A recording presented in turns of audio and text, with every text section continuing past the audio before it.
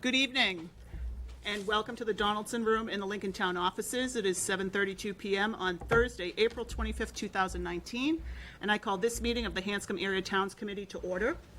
I am Susie Berry from Lexington. I'm the current chair of HATS, and joining me this evening are... Jonathan Dwyer from Lincoln. Mike Rosenberg, Selectman in Bedford. So we want to welcome you all tonight. This is the biggest audience we've had in a long time, so welcome. The first item we need to take care of tonight is it is our tradition that every April following annual town meetings, our respective towns, that we reorganize the committee. And so the chairmanship of the committee rotates between the four towns. So tonight is my last night as chair, and Lexington's last night is holding the chairmanship. And it is due for it to go to Lincoln. So do I have a... No, Bedford already had it. No, it's going to you, John. The fact that we're in this room kind of... It's kind of a hint. It's a hint. Nobody told you? Got to read that fine print in the contract. Exactly. I'd like to make a motion to nominate Lincoln to be the chair for HATS for the next year. Second. All in favor?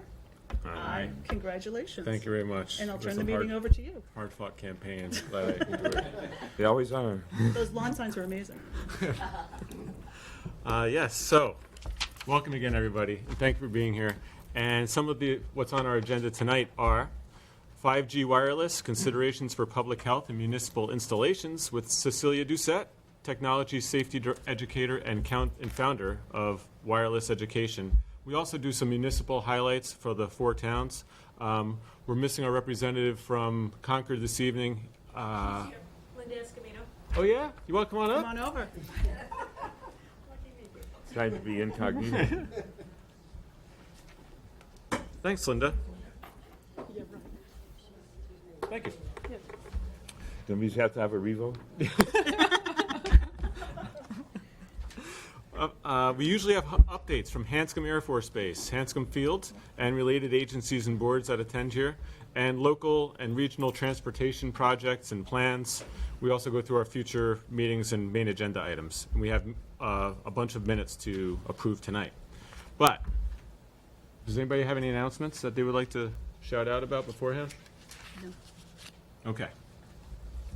Well, we welcome Cece Doucette. Thank you for being here.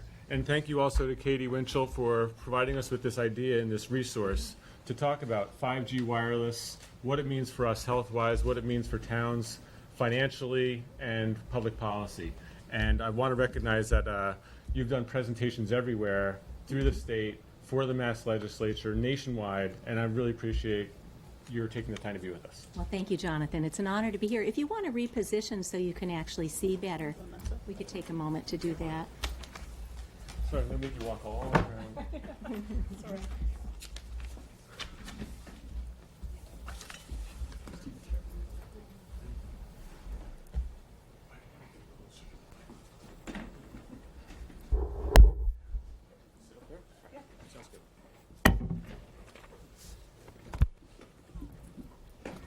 All right. Well, thank you so much for inviting me in this evening. And the way that we'll construct this over the next hour is in the next 45 minutes or so, I'll present information and then we'll open it up for questions and answers.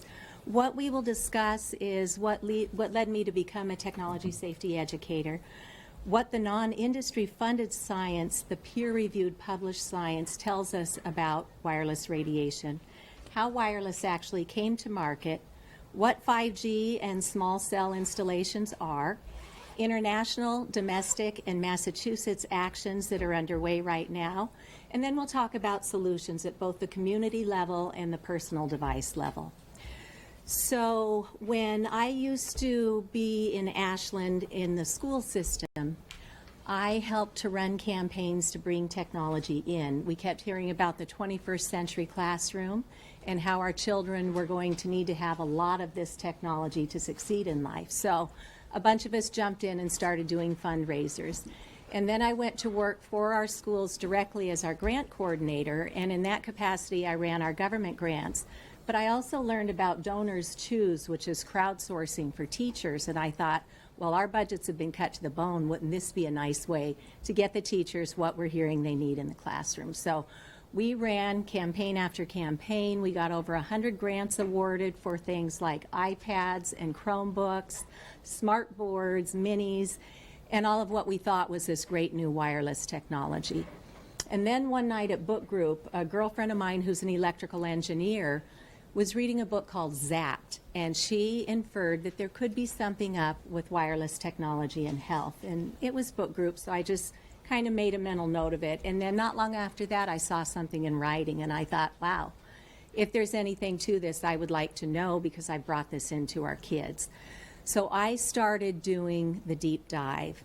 And if you do a cursory search and ask, is wireless safe, you will find studies that were done under conditions that showed no harm. And I didn't know it at the time, but those were by and large industry-funded studies. But when you get beyond that cursory search and you start reading the actual peer-reviewed published scientific literature, you will find that we have literally thousands of studies all over the world showing great biological effects from wireless technology. So as I was discovering this information, I was sending it over to our superintendent, to our school committee, to our school nurses, and I kind of got back crickets. And I'm thinking, well, this is odd. But when they got to the point of reading the legal fine print, I think that's when they had an uh-oh moment. Does anybody here have an iPhone with them tonight? Okay, if you could, please take your iPhones out, all right, and go into settings, and give me a nod when you get into settings.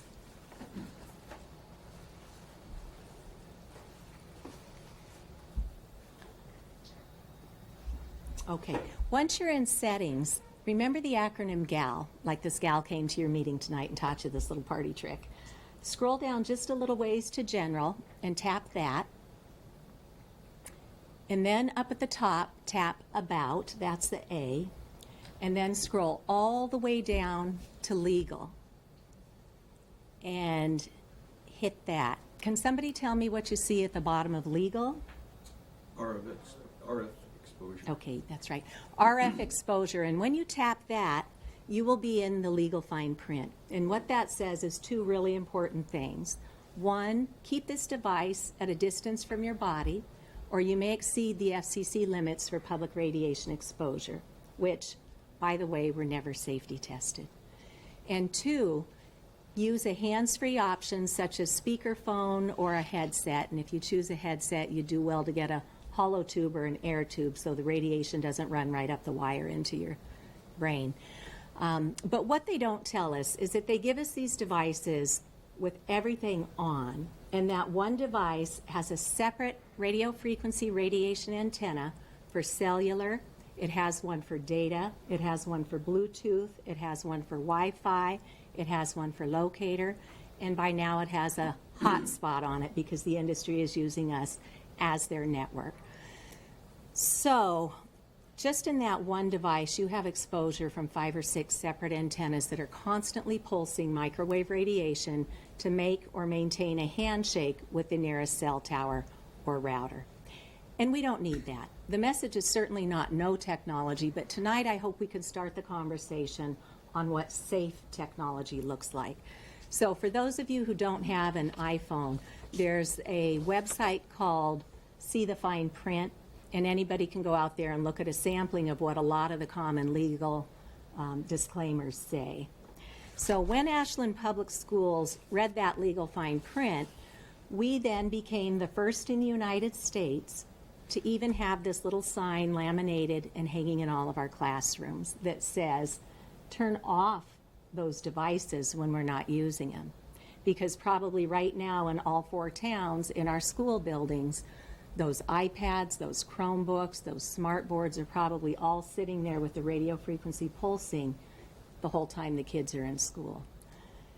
Always turn the Wi-Fi on only when needed, and this is something we need to take a hard look at because in all of our rooms now we have these wireless access points, and whether there's even a device on in the room, that access point is constantly pulsing microwave radiation, hoping to make a handshake with some device somewhere. And our children and our staff do not need to be exposed to that. And then, as the legal fine print says, always put the device on a solid surface other than your body, because even the manufacturers themselves tell us not to keep these devices on our body. And just like when I was a little girl in front of the TV, I could hear my mom saying, "Stand back," you know. That's just the regular electric and magnetic field that is still greater than what we were born with or than what the Earth's natural electric and magnetic field is. So although we have it and it's everywhere, we've kind of been on a honeymoon, and tonight we get to start thinking about how do we use technology wisely and prudently. So when we get into looking at the peer-reviewed, published, independent scientific studies, we had a very, very large study come out last November, and it was by the U.S. National Toxicology Program, which is the world premier toxicology organization in the world. And they had been working on a study for 20 years, and they went in expecting to prove that cell phones are safe, because think back 20 years, cell phones were the technology of the day, right? And instead, what our U.S. National Toxicology Program found in their $30 million study is clear evidence of cancer, heart schwannomas. They also found evidence of brain tumors and DNA damage and adrenal and thyroid and more. Clear evidence is the highest public warning that they can issue. And some would say, yeah, but you need to have other studies corroborating the same thing. Right on the heels of the NTP study, the Ramazzini Institute in Italy, which is a very large, renowned, public-funded organization, found the same thing.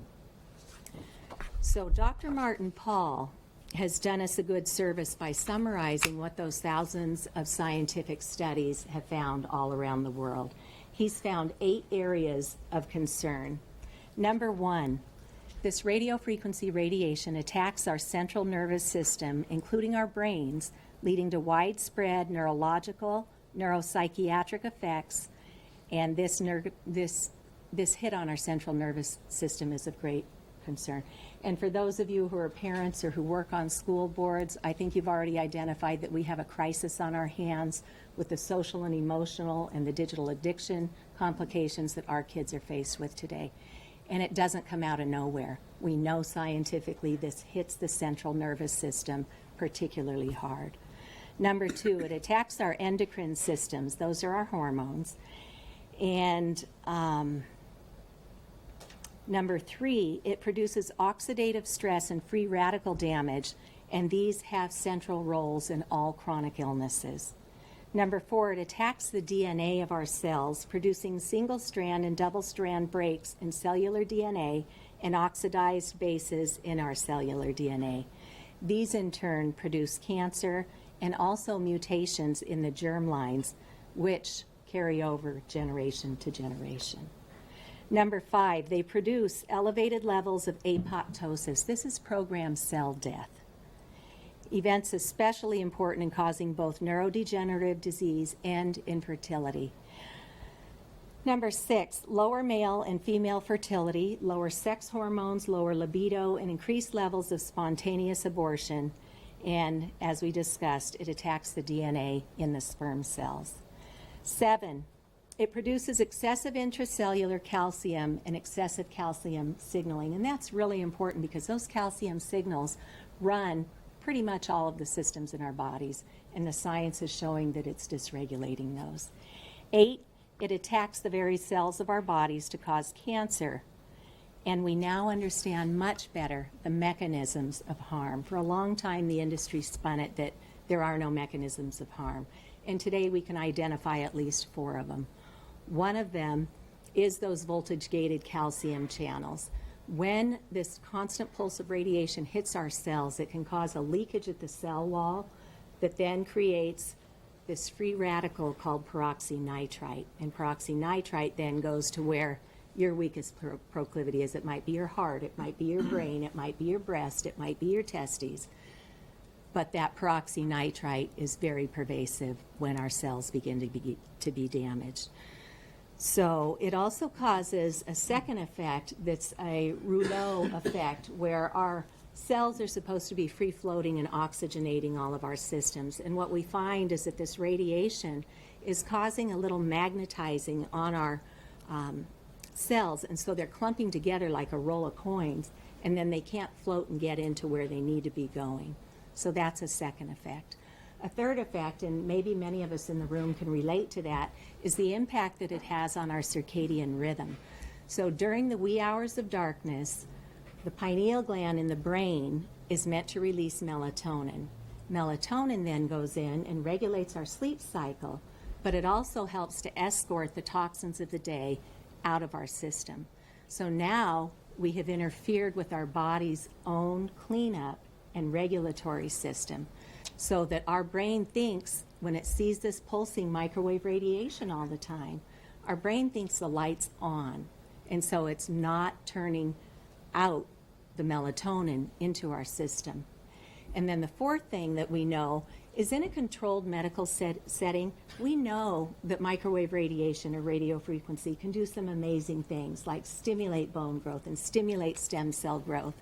But in this ubiquitous way that the industry has brought this to us, we have radiation everywhere now. And it's causing cells that we don't want to grow to proliferate. So we know it can cause cancer, but it can also be a co-carcinogen. So if your cancer stems from something else, we know that this radio frequency radiation could cause it to grow more rapidly. So Dr. Paul's paper is a summary of the scientific reviews. So in each review, there's a whole nother lot of studies in there. So the science is very clear. What our issue is that it doesn't get out to the public. So based on that U.S. National Toxicology Program, along with other epidemiological studies that have been done, senior advisors to the World Health Organization are now saying we know enough today. In 2011, the World Health Organization classified radiofrequency radiation as Group 2B, possibly carcinogenic to humans. We know today, through our scientific experts, that this can now be reclassified as a Group 1, known human carcinogen. So this is why it's urgent that we start coming into the fold, doing our own investigations, and figuring out how we can bring this to the public in a much safer way for technology.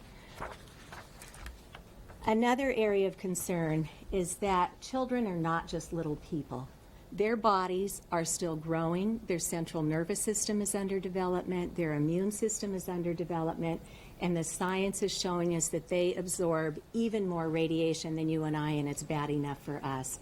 So if you look at this graphic here, this is as if we had a cell phone up to our head. On an adult brain, it goes in about an inch, inch and a half. On a 10-year-old brain, it goes about 3/4 of the way through the head with the radiation. And on a 5-year-old child, it goes almost all the way across the brain. So we need to especially protect our children. And there was a report commissioned in the year 2000 by T-Mobile, the German parent company of our T-Mobile here, and it revealed all the science to date, and there were many, many reasons for concern, and they did not bring that forward to protect the public. So I want to share with you how the FCC set their public radiation exposure guidelines. Although we had decades of study through our military that showed great effects at the non-thermal level, our industry managed to get our government to adopt public radiation guidelines that only addressed heat.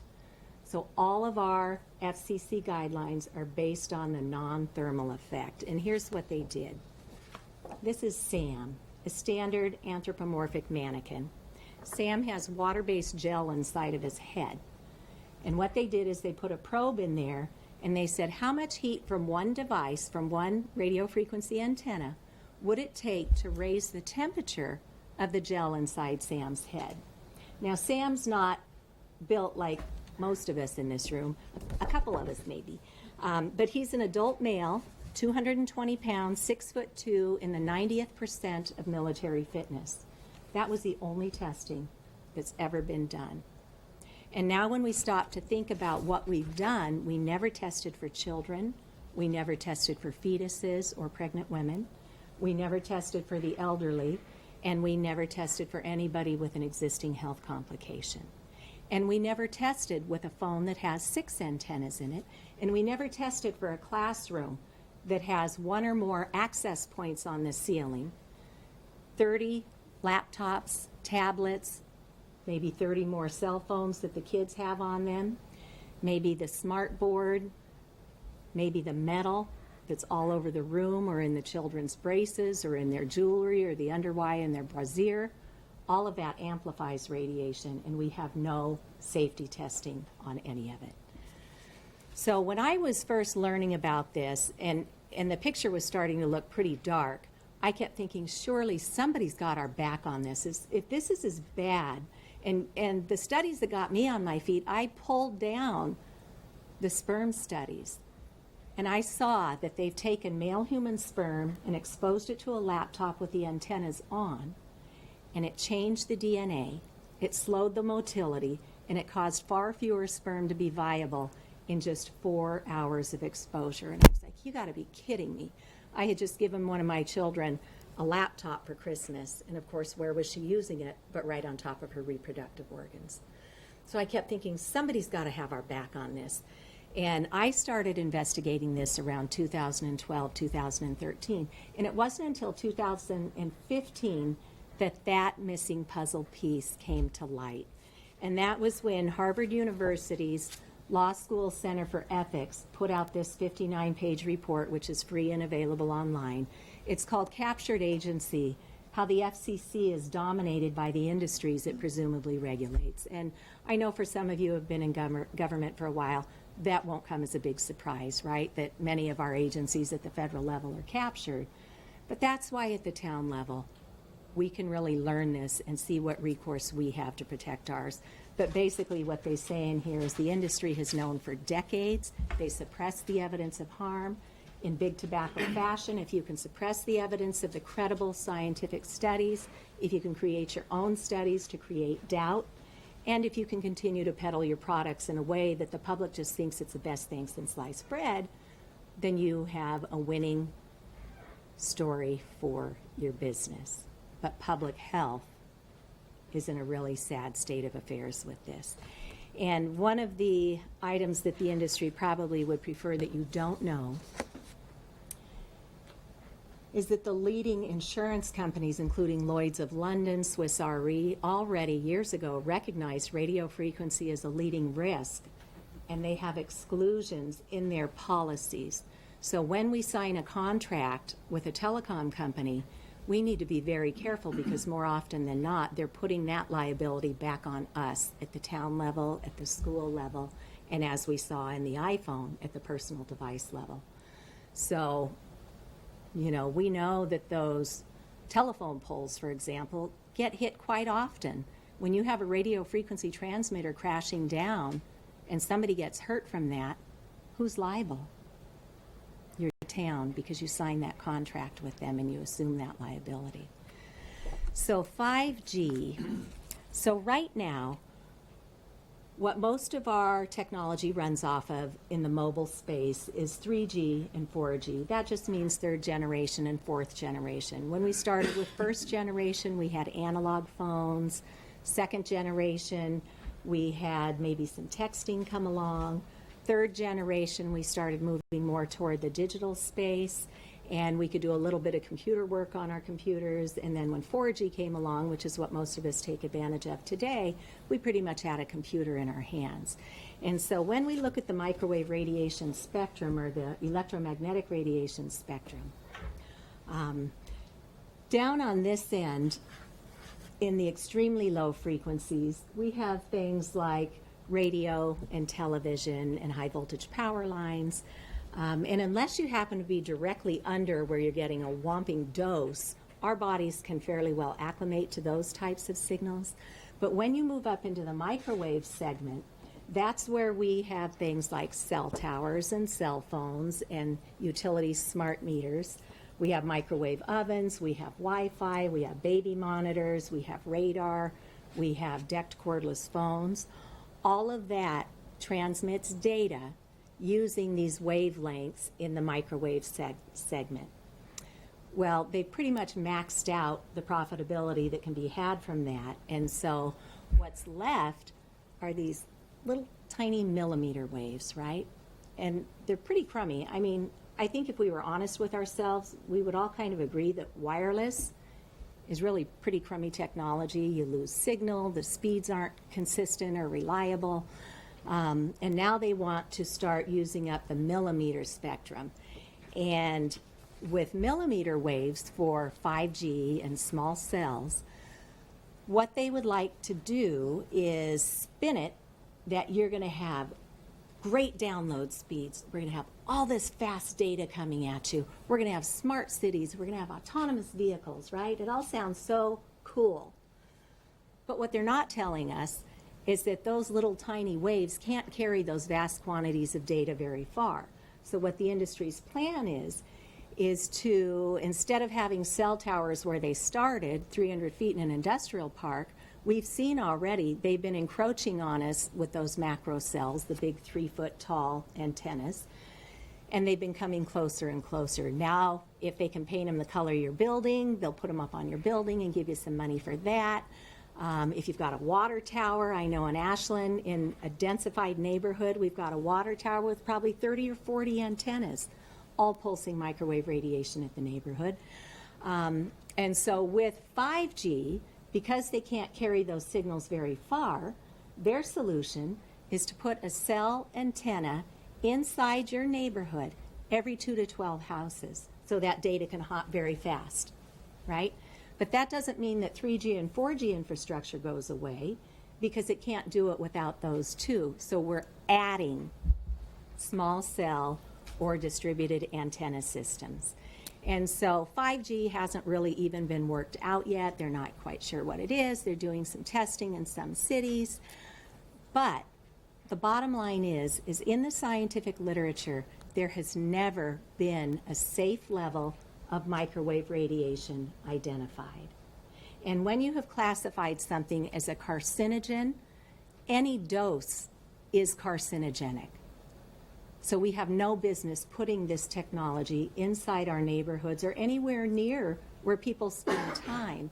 And I know down at the Cape right now, the Centerville Concerned Citizens have banded together because the neighbors thought that they were doing maintenance on the church steeple. Well, it turns out they were in there putting up a cell tower without notifying the abutters. And this is a very tight little neighborhood, and it's a protected district, and somehow permit was granted when it shouldn't have been, because you're not supposed to change anything in this little district. So people don't want a cell tower. And as a town, you don't want a cell tower by people's properties because it does a number to property values. When you look at the research that's been done on that, it can drop property values by about 20% if you have a cell tower near your home. So these cell towers, these small cells are coming in many different flavors. So you might see them up on light posts, you might see them up on utility poles, and they call them small cells, which I think is a clever marketing term. But with the little thing that goes up, there's a refrigerator-sized box somewhere down there on the ground that has to power these things. So there are many reasons why you don't really want to have these things sitting in your neighborhood or on your sidewalks, aside from just the radiation itself. But they're being very clever, and they're trying to get around having to pull permits in your town.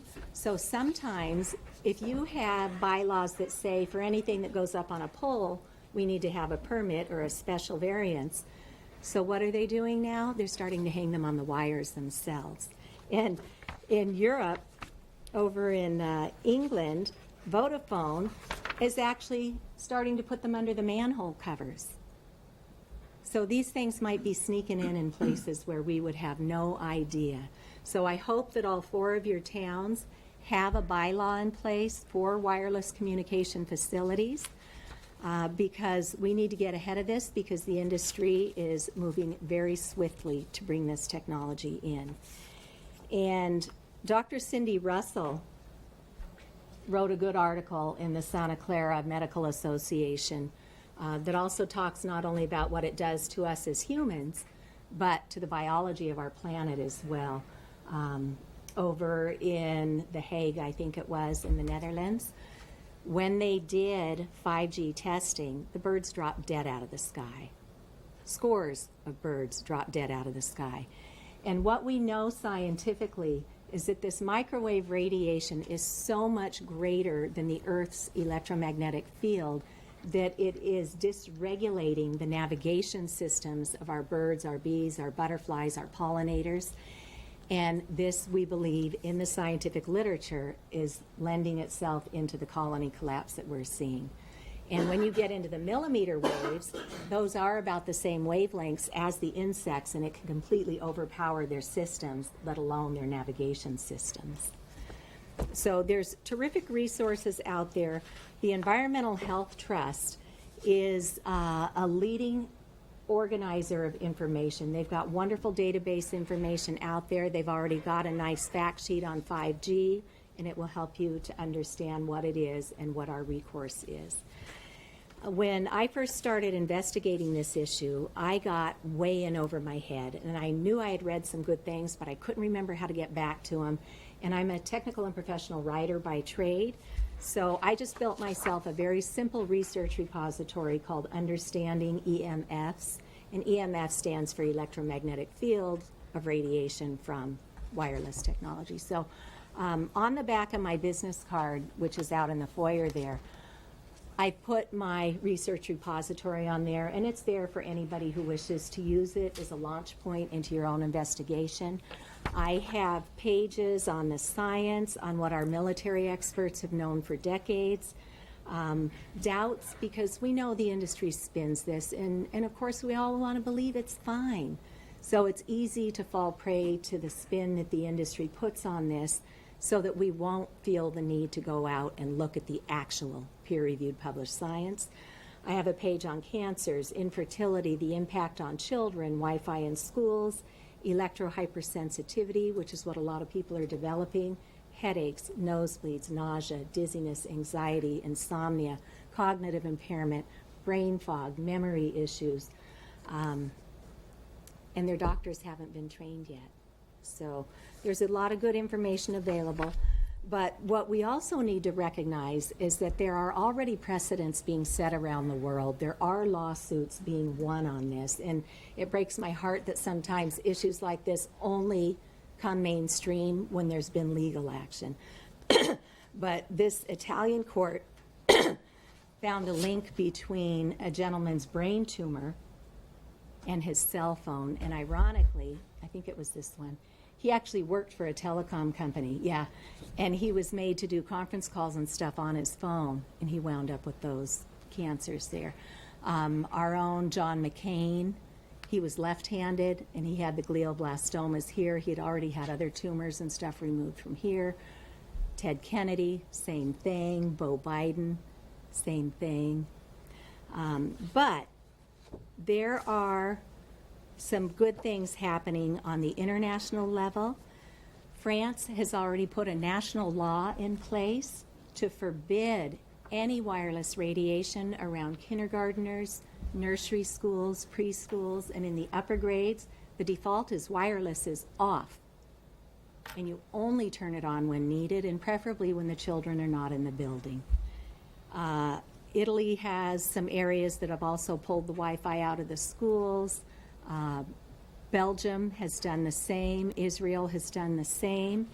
And in Cyprus, their Department of Public Health has actually put out an EMF declaration to start protecting their public.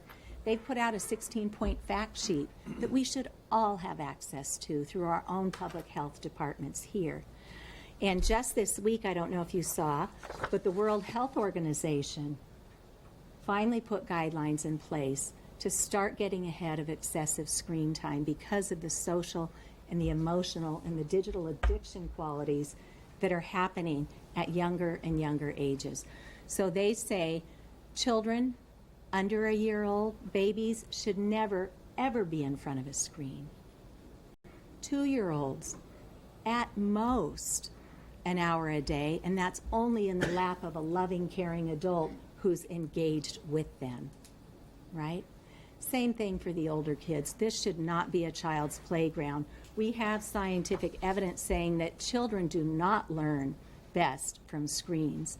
Children learn best from their environment, from the people and the other children in their environment. And we've got to get over this and start learning how to parent in the 21st century.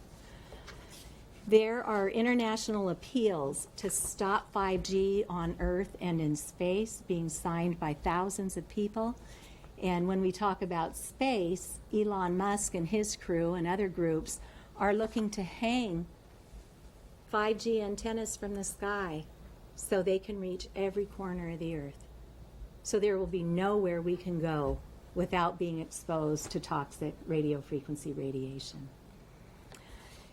But good things are happening. Just this month, Brussels put a halt to 5G. Brussels is where the World Health Organization is. And then on the heels of, Geneva is. Geneva also put a halt to 5G, right? And 50,000 Germans have submitted a petition to their government to say, stop this 5G. So where are we here in the United States? I wanted to share with you some very sad information that's come my way in the last month or two. Out in Ripon, California, we have a cancer cluster where the 4th child at a school with a cell tower has now been diagnosed with cancer. 2 teachers there have been diagnosed with cancers. 2 alumni who went through that school and are now in their early 20s have been diagnosed with cancer, and these are rare cancers. Down in Pennsylvania, we now have another outbreak at a school. Somebody just sent me something from Rocky Mountain High School in Colorado, where a number of the kids in the graduating class all have these rare cancers, and they have a cell tower on the rooftop of their school building. So there's a gentleman by the name of Rich Lear who has done data analysis for his life's work, and he went out and started culling our government databases from the CDC and so forth.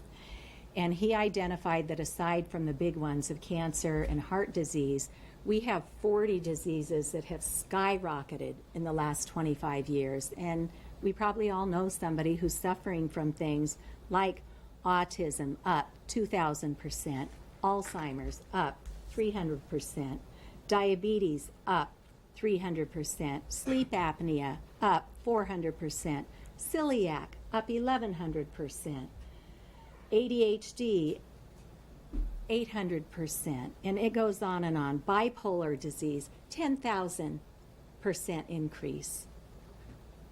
Chronic fatigue syndrome, 11,000. Fibromyalgia, 7,000. And it just goes on.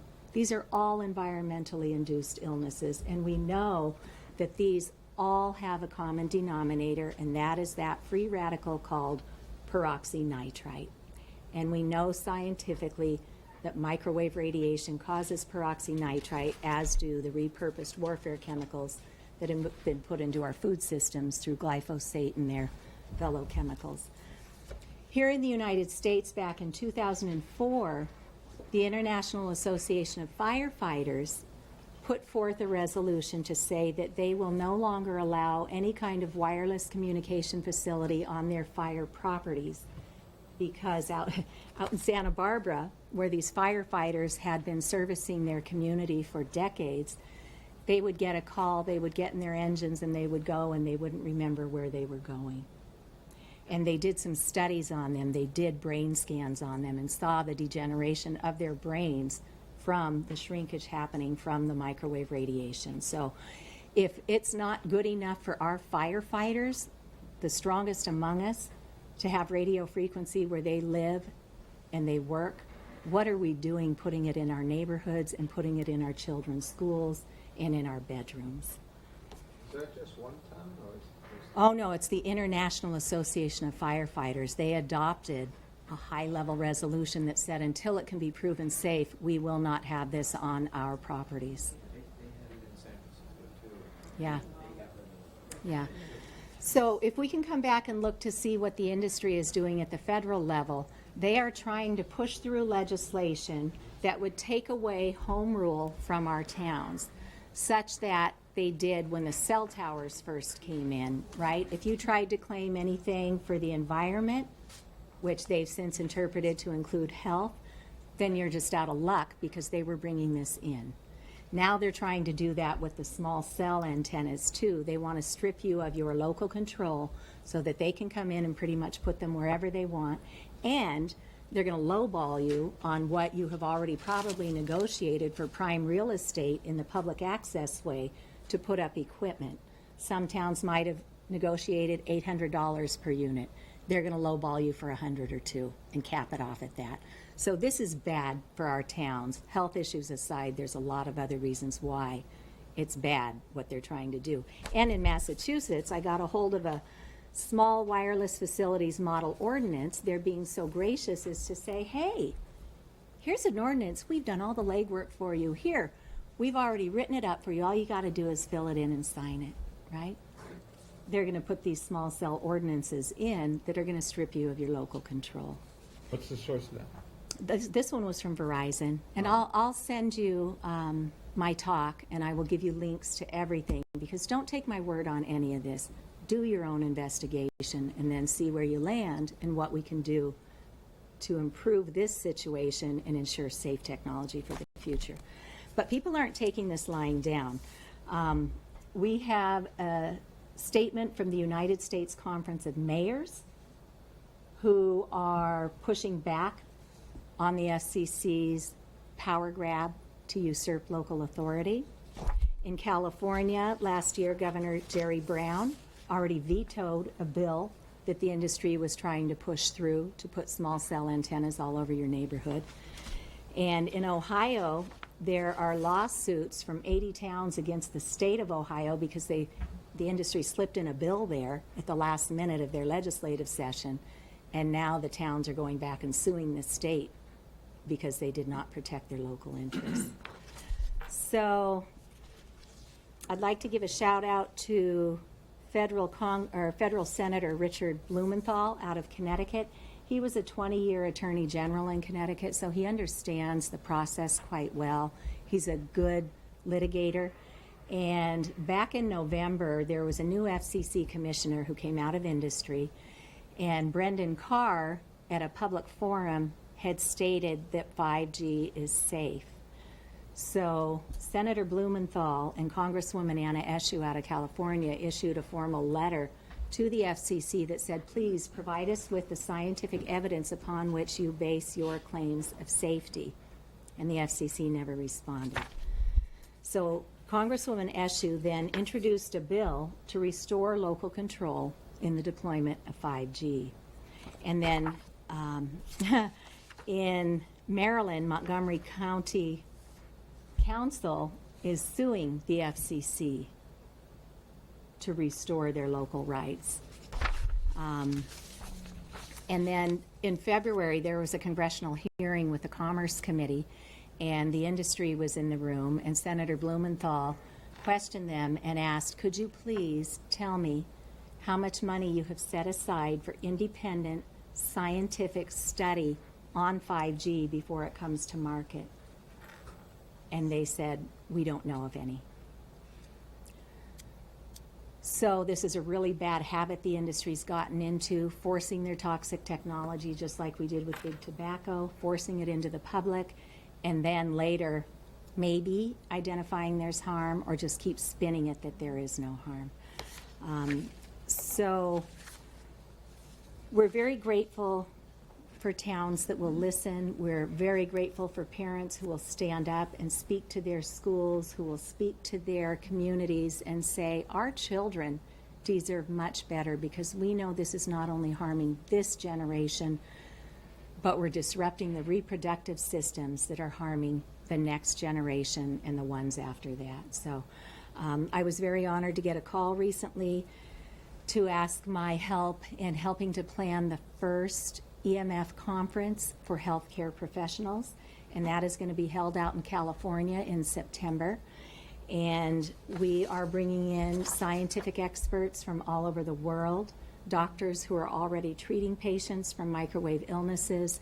They will teach our doctors here the protocols that they use, how to recognize electrical sensitivities, how to screen for cancers, and so forth, and teach patients to reduce exposure. So here in Massachusetts, Although this may be news to a lot of you tonight, there's been a tireless effort in the background by many, many citizens and public servants in Massachusetts. So in my research repository, Understanding EMFs, I have a page for the Massachusetts bills. We actually lead the nation this session with 19 bills to address man-made radiation and public health. And when I first figured this out, I thought, we've got to get this out to the public. And so Ashland Public Schools did what they could do. I went and met with Senator Karen Spilka. She is my senator in Ashland, and we had served together for years on the Education Foundation board.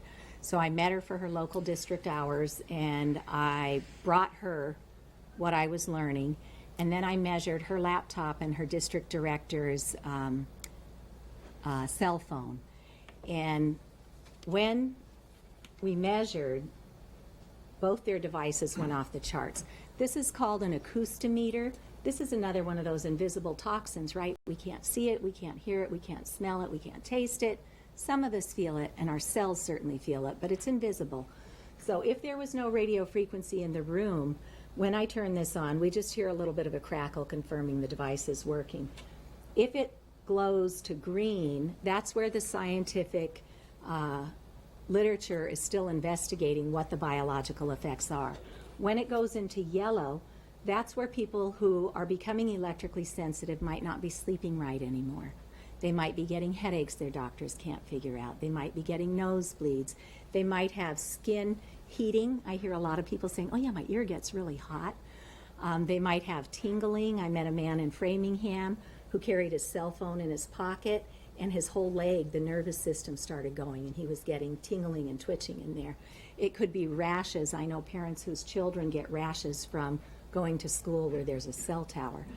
And the headaches and the nausea. And, you know, if you talk to a school nurse today, I was at a conference and I was explaining electrosensitivities, and I described all those symptoms, and she just went, you just described what my day has become now every single day with the children and the staff in our schools. So when it goes into red, we literally have thousands of studies all over the world showing clear evidence of biological harm. And just to give you an idea of what we're exposed to here right now, with probably 40 additive devices that we all have with us tonight, plus the Wi-Fi router right there, right? We wonder why we're all kind of wiped out. I know the pollens are high today too. But we can measure, and that's the first step in understanding what these risks are. I went after a grant in Ashland, and I got one of these approved. I had to get it through the selectmen, and I had to get it past the library directors, and they all but one, agreed that we should put this into circulation in the Ashland Public Library so the folks in our town can take their library card and check it out, go home and measure, get your data, and then decide what your choices are. Maybe tonight you turn off all the wireless signals while you're sleeping. The beauty of a cell phone is you don't need any antennas on to use your clock, your alarms, your camera, whatever music, books, you know, games, whatever you've got on that device, on your little computer there, that's yours to enjoy. You'd want to not fall down the addiction rabbit hole on it, but everything that's on there you can use by turning off all those antennas. And then if you have to make a call or if you need to send a text, set the device away from you and turn on just the one antenna that you need, right? You have reduced your exposure exponentially just by those simple little tricks. So when I spoke to Senator Spilka, you know, first she was looking at me like, really? And I'm like, yes. And nobody knows. Is there something from where you sit that we can do to just get this out to the public? Because it's going to be a right-to-know issue like drugs or alcohol or tobacco or pornography or gambling. Adults should be able to make the choices they choose to make, but they have the right to know what the risks are, and it is our moral obligation to protect our collective children. So Senator Spilka put me with a lawyer in her office, and together we crafted a very simple bill. And that was back in, she introduced that in 2015, and it would just form a commission to get the right bright minds together at the state level and start investigating this and figure out what we're going to do. So she put the bill in under my name, and I was told, don't get your hopes up.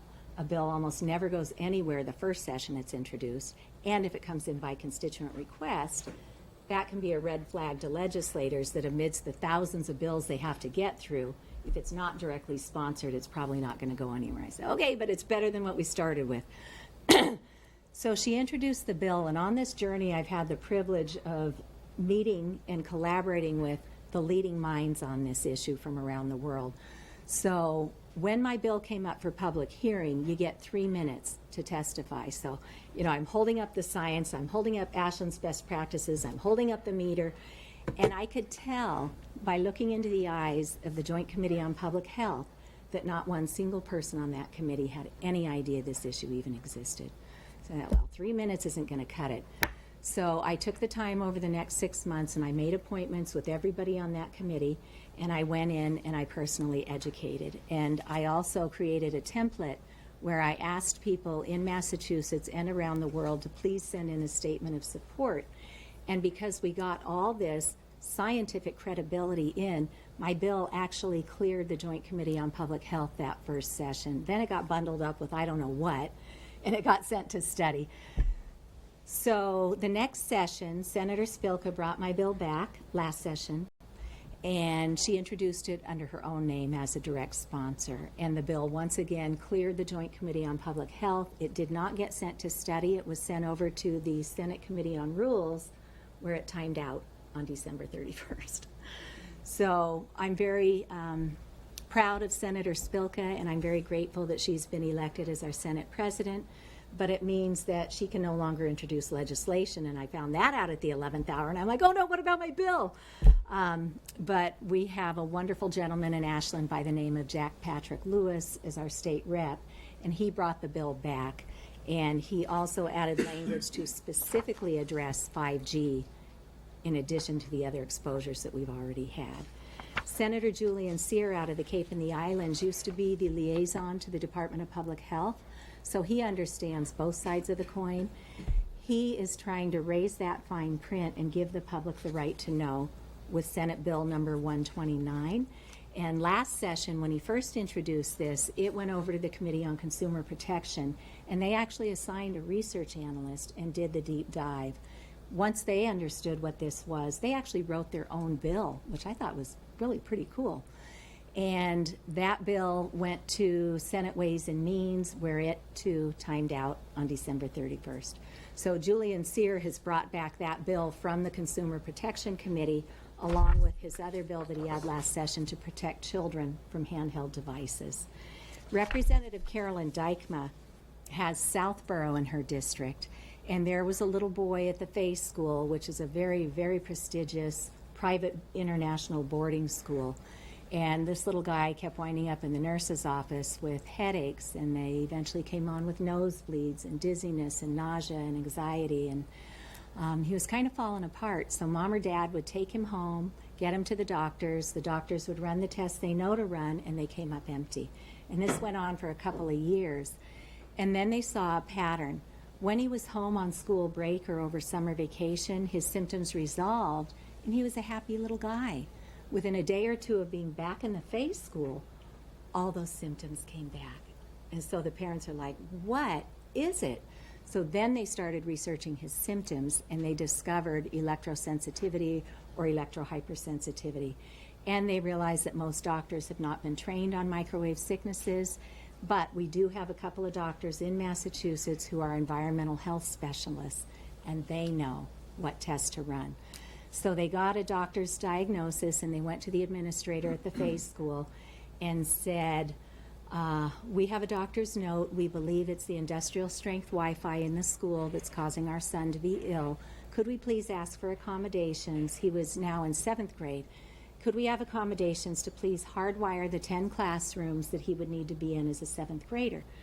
Well, unfortunately, that administrator has a wait list a mile long from around the world, and he is more prone to disenrolling families that raise any kind of an issue rather than doing right by the family and the child. So they were denied. And so they came back and said, look, we are fortunate to have the financial means. Could we please pay out of pocket to hardwire those 10 classrooms? And once again, they were turned down. And they actually hooked their son up to a dosimeter, which is what medical professionals will wear when they're working around microwave radiation to monitor the biological effects. And then they hooked him up with a high-end radio frequency detection meter that could record the exposures throughout the day. And at the end of the day, the little guy's heart and the microwave radiation spikes went like this in tandem throughout the day as he moved from room to room where there were higher and lower spikes of radiation. So Do they test other kids in the school?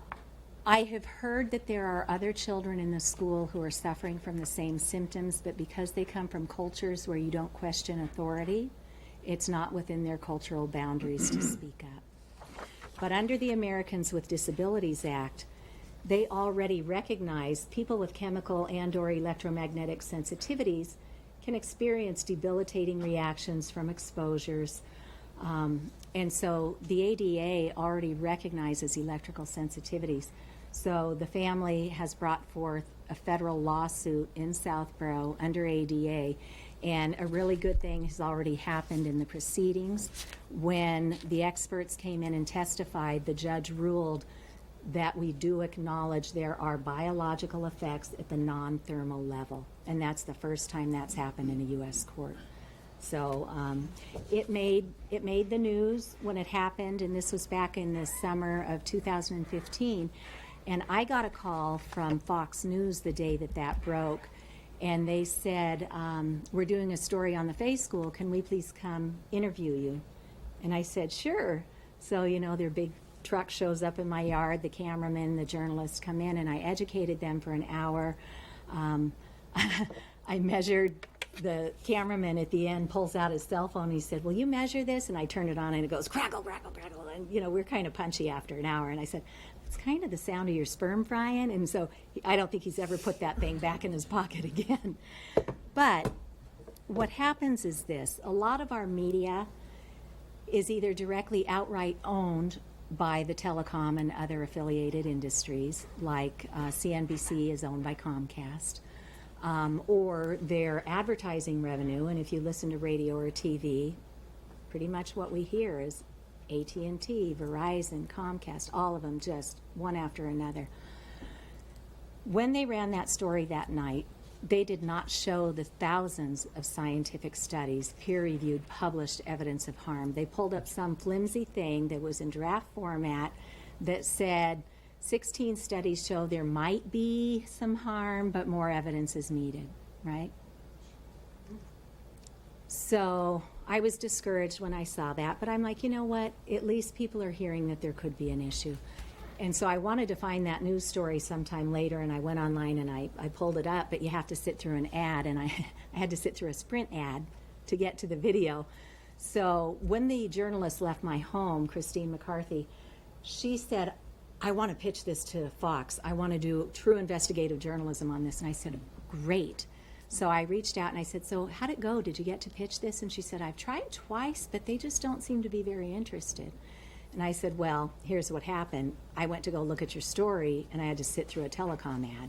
So your network probably can't afford to bite the hand that feeds it. So that's why we haven't heard about much of this. And back in the 90s, some of us did, when the first oncologist got on Larry King Live and said, my patient just died of these unusual tumors on the side of her brain, because normally brain cancers start from within.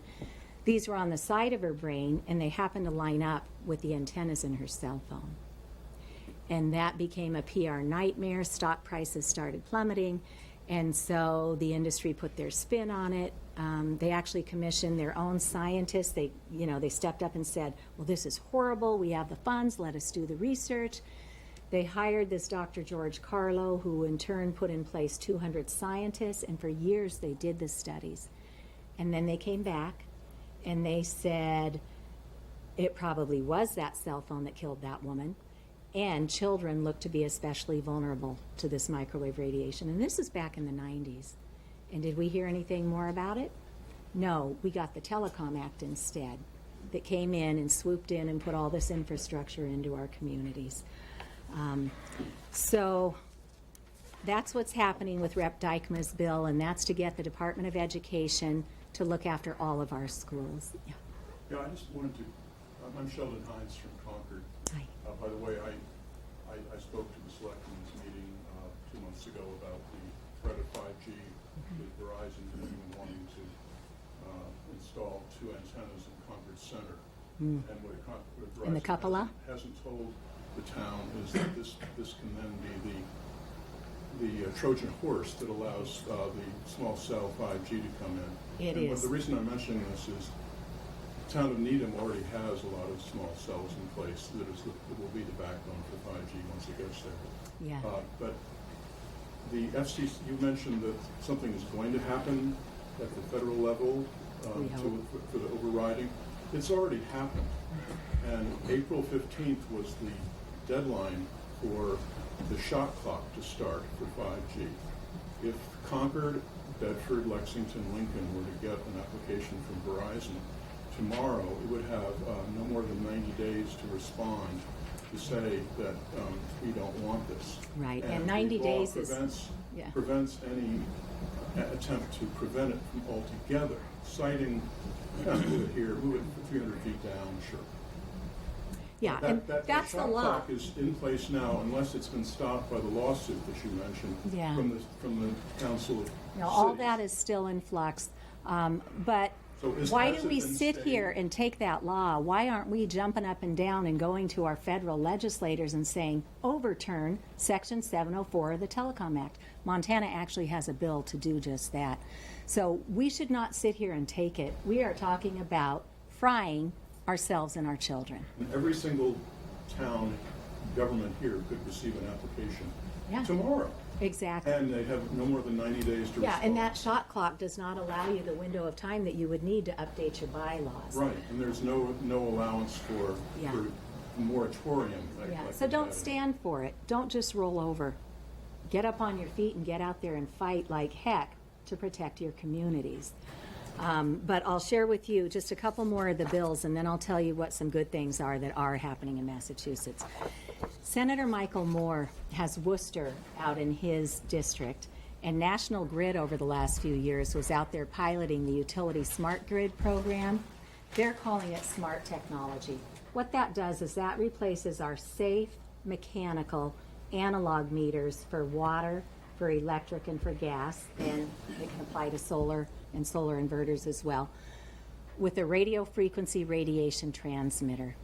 And we don't want these on our homes because the industry will tell you, oh, it only pulses a couple times a day. When you stand there with a meter, it pulses many, many times a minute.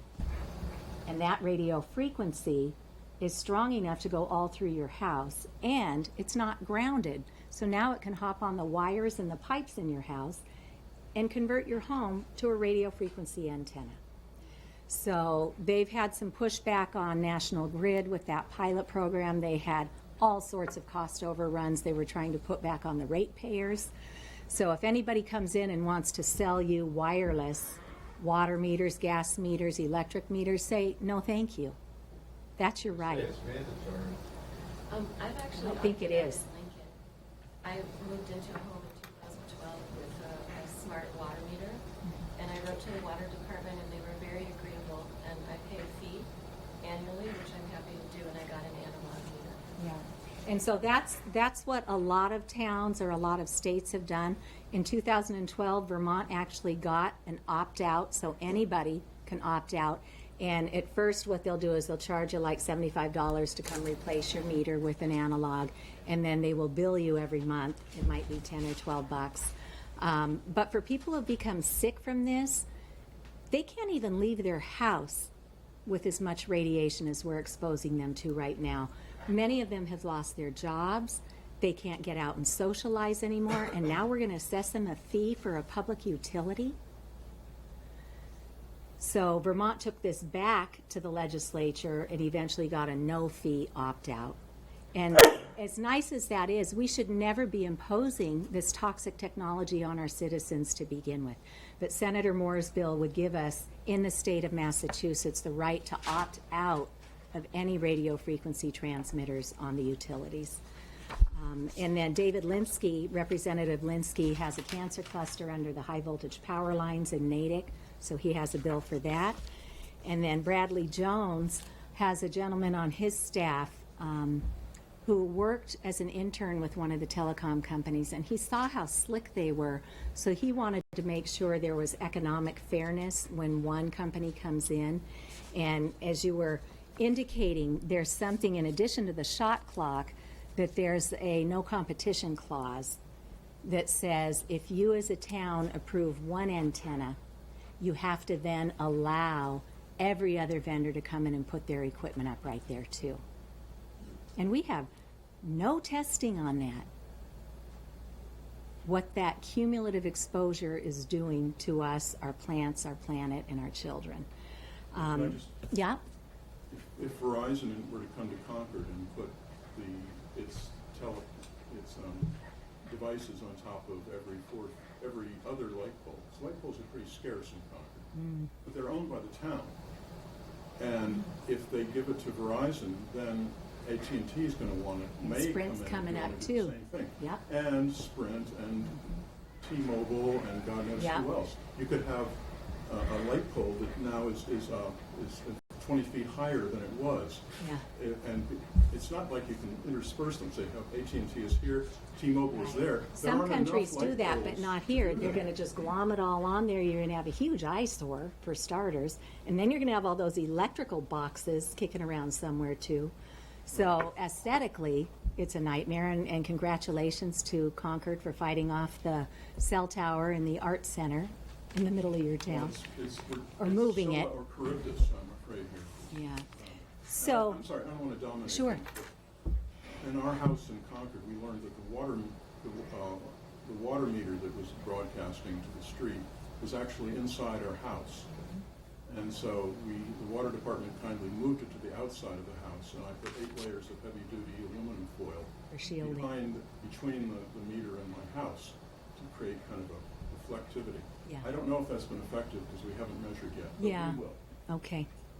All right. So last month, we brought in some of the world's leading experts on microwave radiation, doctors, scientists, an industry whistleblower, out to Shrewsbury at the public library, and we had a forum called Questioning the Safety of Our Children's Exposure to Wireless Radiation in Schools.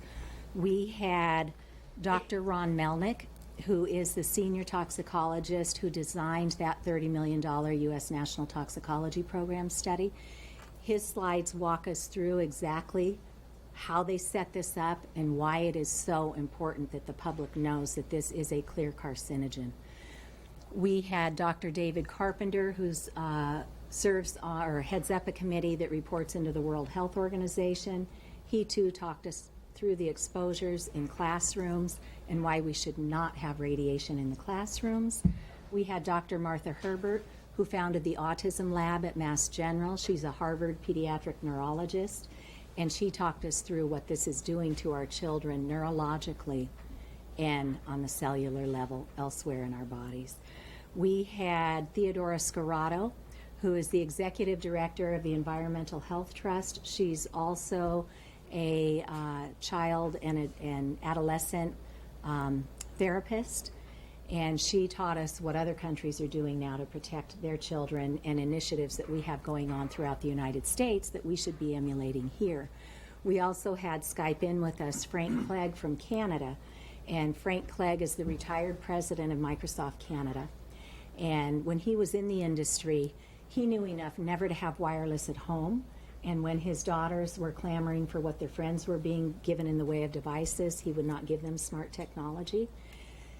But he didn't really understand it. Back then, Microsoft was software, and he was on the software end of things. But when he retired, it got the better of him, and he reached out to a dozen of the world's leading experts and got to the bottom of it.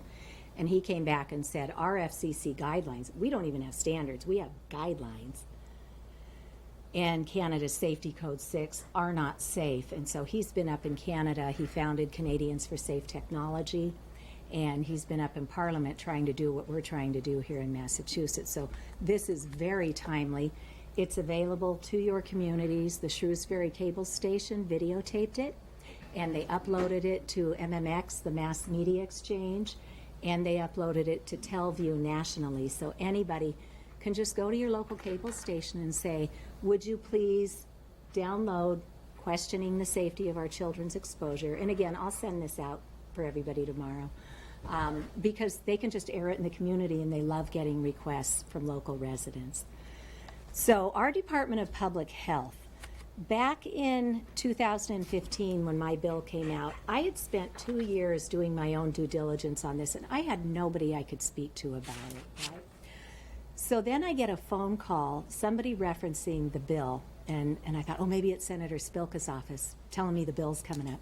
But it wasn't. It was a woman in Massachusetts by the name of Patricia Burke, who has been on this issue for a long time, and she was calling to say there's a panel of experts coming to the State House to ask for right-to-know legislation. At first I was like, wow, cool, I finally have somebody I can talk to. And I get to go to the State House and listen to Dr. Deborah Davis, who's a Nobel Peace Prize co-laureate on climate change, and she's all over the radiation issue now. Frank Clegg from Microsoft Canada, that was the day I met him. We had the doctor from India, whose job it is in the Indian government to recommend public radiation exposure limits. He had done a lot of the studies, including the sperm studies. And so he was there to say, India's used to be up where our FCC recommendations are, and they brought them down 90% on paper. They're still in the throes of figuring out how to actually implement that, but it showed us that it can be done. And also there was Dr. Catherine Steiner Adair, and she was a child psychologist, or is a child psychologist. And at that point on my journey, I'm thinking, I thought this was just biological. What's a child psychologist doing here? Well, she wrote a really good book called The Big Disconnect, and it's about parenting in the digital age. And she takes us through every stage of childhood development, from babies up through high school, and what this technology is doing to the children and to our family relationships. I was so grateful for her talk, because she said she consults all over the U.S., Asia, and Europe, and everywhere she goes, she hears the same thing from kindergarten teachers, first grade, second grade teachers. These children are coming to school exhausted. They're expecting their teachers to be edutainers, and if something goes wrong, they lose it, and they don't know how to pull themselves back together. They are not properly developing human coping skills. And worse, they're not developing the human capacity for empathy, because they're spending excessive time in front of screens. But if every danger posed by wireless technology was eliminated tomorrow, the things you just mentioned would still be true. It may be. The brain has a lot of plasticity, and a lot of that can be resolved. There's another excellent book called Reset Your Child's Brain by another child psychologist, Dr. Victoria Dunkley, and she has a 4-week protocol to detox your child. And in the first week, you as the parent educate everybody around your child, all the adults who care for them, grandma, grandpa, aunts, uncles, caregivers, that your child is not to have access to screens. And as terrifying as that sounds, then the next 3 weeks go by where you have planned activities to keep your child engaged in things that we used to do. Get outside and play. Sit down and play a board game. Sit down and read a book. Go build blocks. Do imaginative play. Go sit down underneath the rhododendron. Go into those deeper and deeper layers of imaginative play that you don't get in the shallows of a screen. And by the end of those 4 weeks, those families are so grateful. The children feel like themselves again. The parents feel like they have now learned how to parent in the 21st century. So there are definitely things that we can do, and psychologists are already treating children today. They have digital detox centers for 5-year-olds. So we've got a lot to learn. We've got a lot to do. Can I just Yes. address this gentleman's question? My wife sees patients, some of them are teachers, and they report that the behavior of children in less structured classrooms has deteriorated rapidly in the last few years. And these are the children of the same parents who had older children, and they're throwing chairs. People are there. I'm talking about maybe art classes, not an English class where the teachers where there's a teacher, one teacher in a large group. It's hard to control kids these days. It I don't- is, and the this is- kids can't this even is control anecdotal, themselves. But it would be really helpful to do a survey of the teachers in less structured environments. And you can all in our do that. schools And see what the long-term teachers are observing. Do Not it. the ones who've been there just a year. Form a committee. Form a committee with your schools and start gathering that data. Start gathering the nurses' data to see what's changed over the last 10, 15 years, right? But let me just say what's happening. So when that panel came to Massachusetts and talked to our legislature, they also went in 2015 and talked to the Department of Public Health in the Bureau of Environmental Health in the Department of Epidemiology. So they could talk epidemiologist to epidemiologist, talk about what the trends are, talk about what the science is, and they were finally getting it. But back when 9/11 happened and all of our budgets got cut, the DPH lost two epidemiologists, so they were finally getting funding back in 2015. It was going to take some time for them to ramp up and learn their jobs and then take this project on. Well, the summer of 2016 started rolling around, and I'm thinking, oh my gosh, we're about to start another school year exposing our children at home and at school with microwave radiation. So I reached out to Dr. Bob Knorr at the DPH, and I said, as a parent, I receive things from you guys through my schools, like the H1N1 fact sheet, the lead in drinking water fact sheet, which was 4 pages. And I said, would it be helpful for you guys? I'm a tech writer, and I've learned my way around this issue. What if I take like the lead fact sheet and make it be an EMF fact sheet, just to help you guys get going? Would that be useful? And they said, yes, thank you. So I did. We put it together. We went through a couple revisions. We were pretty much seeing eye to eye. And he warned me. He said, we cannot set policy. That's for the legislature. But we can provide public health guidance. And I said, great. So they took this 4-page fact sheet and said, we'll take it from here. And then they, talked about it, and they said, well, we think what we want to do is create a series. So they did one for cell towers, one for cell phones, one for Wi-Fi, and one for the high voltage power lines. And then Dr. Knorr told me that his boss said they were sending him down to graphic design, and then they would go to the commissioner's office for release. And I thought, great. And so I said, how long does this process usually take?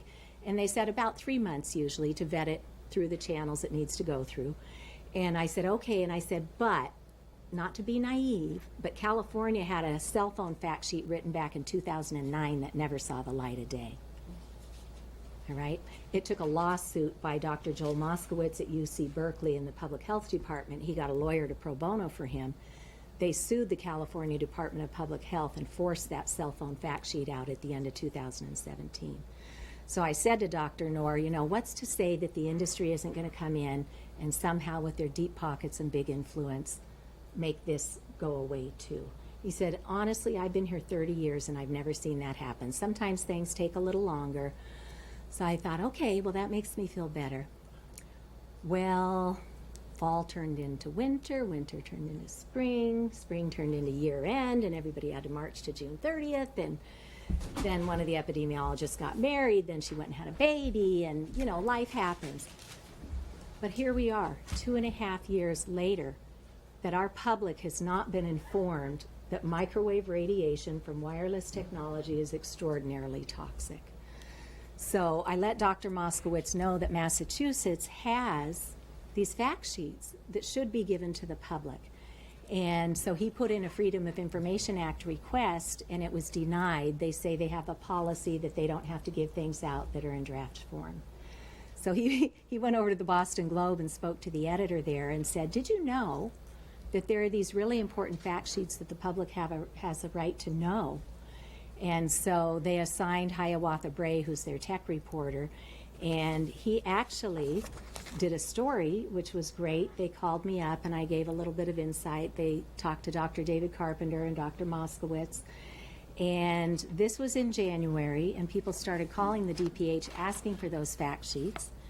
And then they put up a fact sheet that's out there right now that says low to mid-frequency EMFs are in the non-ionizing radiation part of the electromagnetic spectrum and are not known to damage DNA or cells directly. which is completely out of date. And so I've been asking them for the real fact sheets, which we drafted 2.5 years ago. And just recently, they said, oh, you've been misinformed. What's up there is what's up there, and that's what we're doing. So I don't know what's going on. But if we don't speak up, nothing changes. Okay? So, I to have a give question some... for you, Suzette. Yeah. Cecilia. I get first of all, thank you for a really comprehensive overview, and that seems very well researched. And I get how some networks might not be broadcasting this kinds of news because maybe it is beholden to certain advertising or streams of revenue.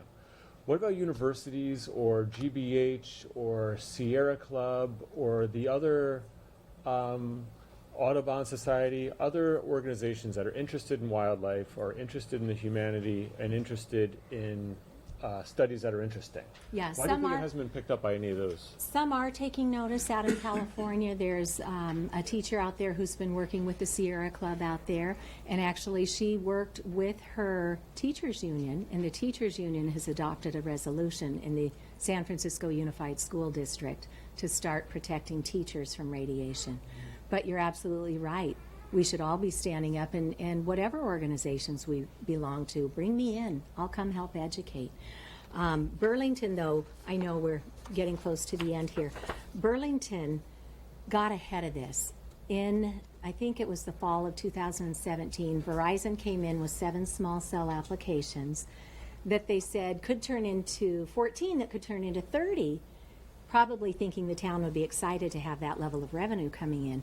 But the town was like, whoa, we need to understand this better, and they had more questions than Verizon could answer. So they formed a small cell committee. And in Burlington, they brought in members from all their town boards and a constituent representation as well. And they went through like 5 or 6 different drafts, and this past October, they ratified their policy. And in that policy, they said the industry cannot just come in and drop and run. You can't just install this equipment and say, bye-bye, we're never going to see you again. So in addition to the aesthetic things like, make it all look like the natural environment, and the Verizon lawyer said, well, some of the small cell equipment can be painted, some of it can't. So that was a little bit of an issue. But then Burlington said, if we grant you an application with the condition is such that you have to come back every year and recertify that that equipment is still viable for our community. And we don't have an expert on staff, nor do we have the money to pay an expert. So you, whatever applicant, would need to pay us a fee to hire an expert to come in and oversee that recertification process. And when the Verizon lawyer heard that, he said, well, my client would not be interested in setting a precedent for either a fee or a recertification process, so they withdrew their 7 small applications. So Burlington has a website page for their small cell committee work, and there was a nice article that was done in their community. So in the big picture, we can't blame ourselves. We didn't know any better. They come in, they offer us money, we say, great, we take it. We're told our kids need all this stuff. We say, okay, how exciting, and we install it. But now we know better. So where do we go from here? There is a wonderful resource for our communities called Reinventing Wires, the future of landlines and networks. So as you guys might already know, wireless is slow. You plug things back in, you get screaming fast technology. You get a reliable signal. You get data privacy. You get security. And you get health benefits from running it through a wire. So this is from the National Institute for Science, Law, and Public Policy out of Washington, D.C. It walks you through the issues, and it tells you what the solutions are. And for our communities, that solution is hardwired to the premises. And that's what the industry promised us a long time ago. That's what they taxed us for on our bills a long time ago. And then they realized the profitability of wireless. So if you have fiber optics being laid in your community, don't let it go just down the street, because if you do that, they're going to pop up wireless nodes every 2 to 12 houses and stick it right in your yard. ensure that any kind of wired facilities come directly to the premises. So FTTP is fiber to the premises. And then once it's in your house, directly to your home, all you have to do is get the Ethernet cables back out, right? Plug them back in. And when I was figuring this out for my own family, we ran the Ethernet cable from the back of the router right into my daughter's laptop because it had a jack on it. And then she just went into the settings and we turned off all those different antennas. And then she was sitting there in high school doing homework for a few hours a night with her friends, and she had her cell phone. And I'm going, well, that can't be good. So I figured out through some clever fellow on YouTube that you can actually hardwire an iPhone or a cell phone. You can hardwire an iPad. You can hardwire a Chromebook. This is the Lightning to RJ45 Ethernet LAN adapter. You just plug that into the Ethernet cable and into your phone and go in to the settings. And so I brought this stuff home and I hooked my daughter up and I said, okay, now do something. You know, she's a teenager, so she's like rolling her eyes at me. And I said, no, come on.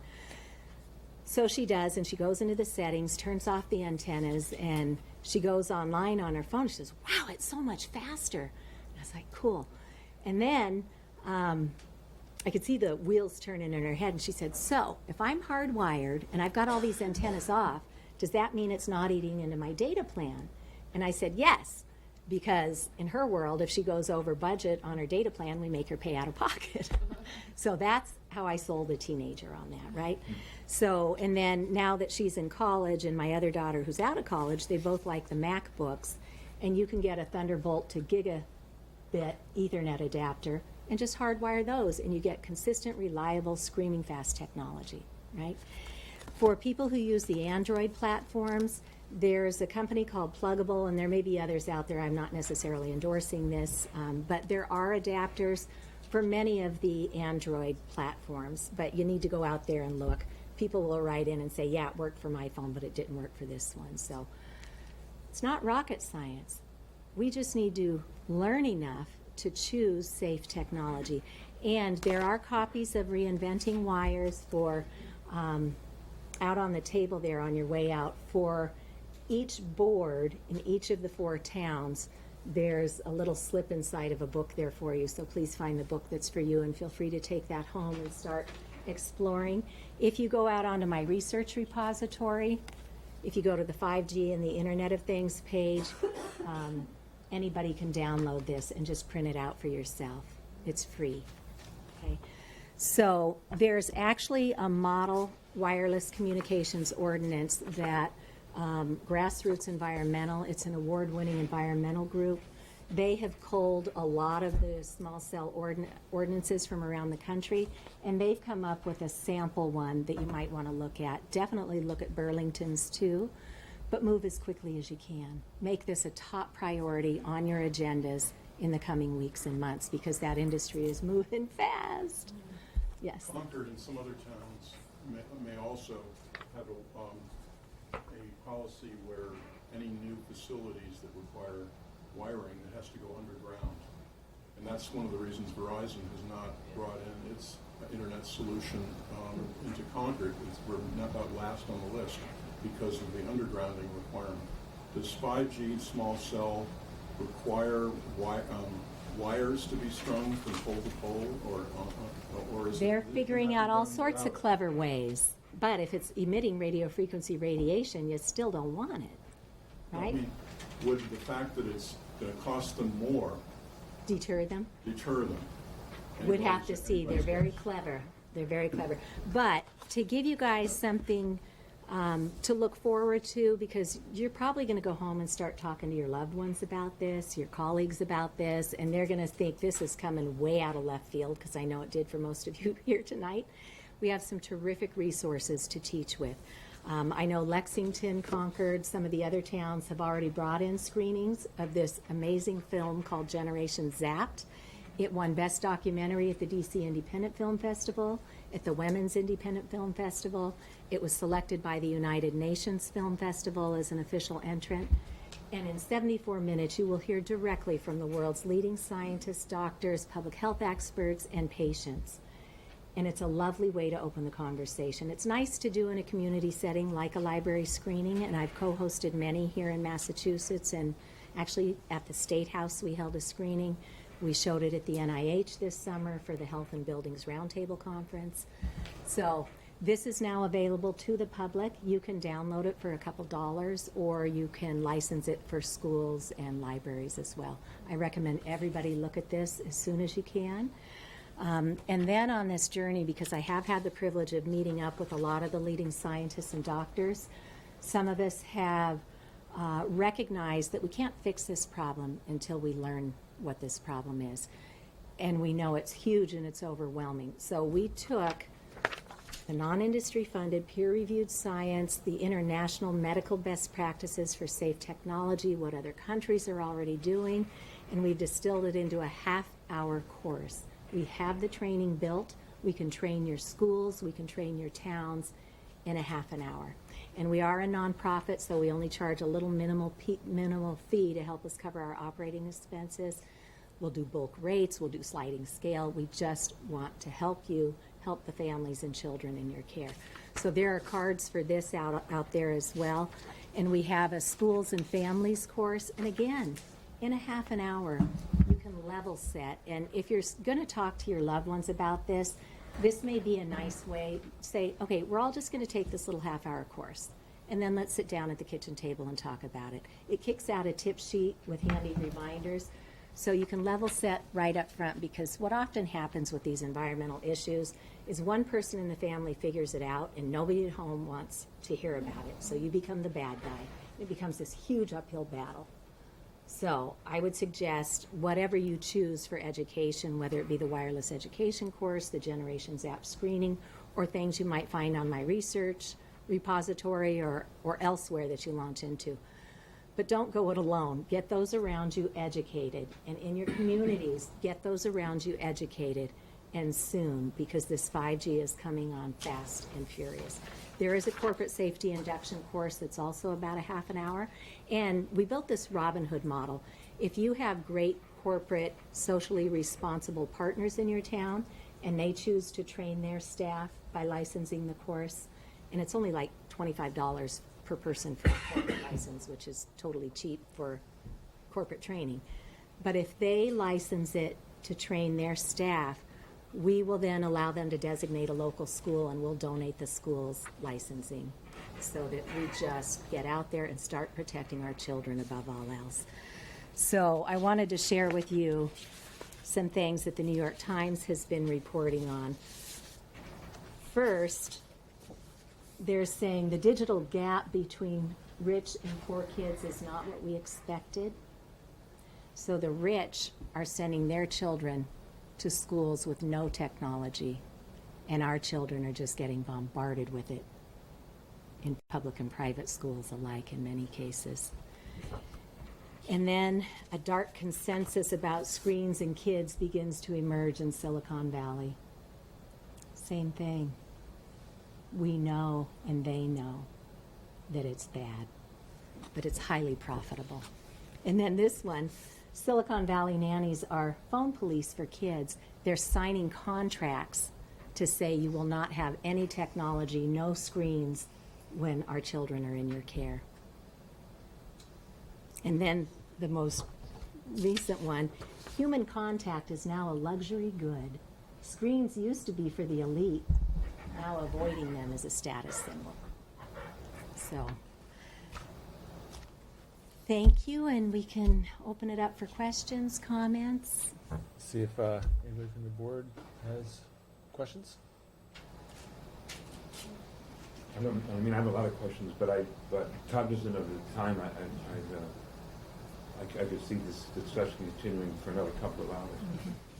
I know, and I can come back if you like, but I have one question. I was hoping that, Mike, as you were kind enough to do in times past, are you taking the minutes for tonight's meeting? No, I mean, I'll make it easy for you. I am, but if I wasn't, I would watch the. Yeah. No, I have written all this up, and if people leave their email addresses at the sign-in sheet out there very legibly, because sometimes they bounce back if I can't read the characters, But I'm more than happy to send it out to everybody, and I'll certainly send it to Jonathan Yeah. and to Katie, and you guys can send it out to whomever you invited to this meeting tonight. We can put it on the HATS website. Oh, great. Okay, yes. And 1 second. So looking at the time, we'll go until 9:15. Okay. But then you're more than welcome to go into the hallway. And I understand if people are really interested in the rest of our agenda, they'll stay. And if you'd rather talk a bit more with Cece, you can do that out there, Okay, as you wish. thank you. I was wondering, 5 o'clock news on channel. I'm sorry, can you identify yourself for a minute? What? Your name? I need to know. Oh, it's Dave. it's Dave, I'm sorry, I didn't see that. No, I know Dave. I didn't watch it, You don't have your glasses on. Anyway, they said that Verizon announced they're gonna have 5G in Boston by the end of the year. I think they already do. I think they already have small cell antennas all over Boston. When Senator Spilka and I met in district, I invited in a half a dozen people from neighboring towns, and one of them, the poor thing, her house had gotten blasted with the pipeline, the gas thing that blew up. She was already displaced. She has been going into Boston on business for years, and she was walking down School Street, and all of a sudden, her skull started getting very tight, and her heart started going like this, and she started getting woozy, and she looked up, and she was standing right underneath one of those small cell antennas. So they don't even have to have 5G worked out yet. What they're doing is they're putting installations in now at street level that have 3G, 4G antennas in, and then as they figure out just exactly what they're going to call 5G, they can do a software update or flip a switch in there. So they're already in. They're all over Cambridge. Doesn't Boston have any control and have to give them licenses or whatever? I don't know. You'd have to talk to Boston. Yeah, sir. Ray Considine, Concord Board of Health. Have any state health departments undertaken any studies? Yes. I mean, you mentioned California, you mentioned the dead end here in Massachusetts. Have other health departments? Yes, the Maryland Department of Health also has addressed this, and they have made recommendations for hardwiring our schools. And that is on my research repository on the Wi-Fi in schools page. Great question. Great, thank you. Yes.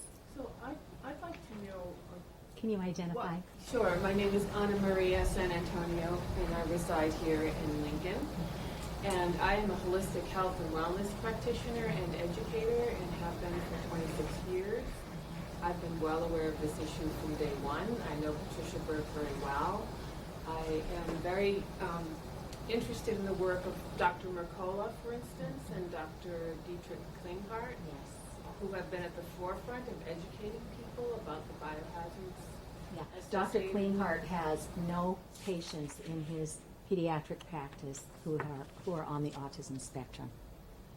He knows how to get kids resolved. Yes, In he most does. cases, He's- in most cases. Yes. And Dr. Mercola in the last year has really gotten into this EMF issue. So, yeah, he's addressing things too. Yeah, and I know that one of the concerns that a lot of people I've heard say is that who have a lot of health issues is that they are very uncertain that their health issues have to do with the electromagnetic smog that Yeah. exists. Well, and it's Um, hard. How would we know? How would we know? But the good news is we are having our first medical conference this September, so we can start training our professionals and simply reduce it. Turn everything off at night. See if you sleep through the night tonight, right? Don't charge things in your bedroom. That throws off another form of dirty electricity. Turn off your router. Turn off the Roku, the Chromecast. Put your iPads, your Chromebooks in airplane mode. Don't sleep with, don't wear wearables. That, my yoga teacher, I educated her, and she said, I went to my acupuncturist and I said, could this be doing something to me? Because I feel it really bad in my heart when I'm wearing this thing. And it's funny, if you go out onto the Fitbit website and you look at their community conversations page, you'll see like men who are 6'7", big guys who are getting taken down by a Fitbit. So just learn and decide what your first step today might be. Yes. I'd just like to emphasize what you're saying. Just because only 1 in 1 in 100 people that you know says, I'm affected by this, doesn't mean that it's not real. Right. These are the canaries in the coal mine. Yeah. And people who can't sleep at night. How many people do you know who report that they don't sleep as well as they used to? If I And could, so yeah. if you look at all the things which radiation can do, Right. and you think about your friends, what complaints do you hear? There are more canaries out there than we realize, Right. very possibly. Right. But it's never been studied at an epidemiological Well, level. it has. It just in hasn't gotten our to the communities. public. It just hasn't gotten to the public. That evidence is all there. But you're right about the canaries in the coal mine. There's a new play out called Canaries in the Gold Mine by a group out in Massachusetts at the PT Theater. They also have a play called In Ascenso about a clown who becomes electrically sensitive, and they go around doing these performances. So that's another way for us to learn in a friendly environment. Yes. My name is Bob Avalone from Lexington. I'm on the Communications Advisory Commission. And a lot of this is not new. I remember years ago talking about brain cancer, you hold your phone. But you're really trying to fight against progress. People are now so used to having the wireless. I don't disagree with the fact that you're accurate, but you're going to have a hard time getting people to give up But their that's cell. okay. Let's just give them the right to know, and let's start there. In my family, I have a mother who was 92 at the time, and I flew out to Oregon, and I went into her little senior apartment, and I brought my acoustimeter, and her bedroom was a hot box.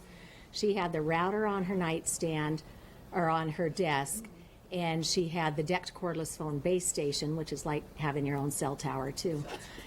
And so I taught her how to turn those off, and I spoke to her a couple weeks later and she said, you know, that night you were here and you did that? She said, I slept 10 hours that night.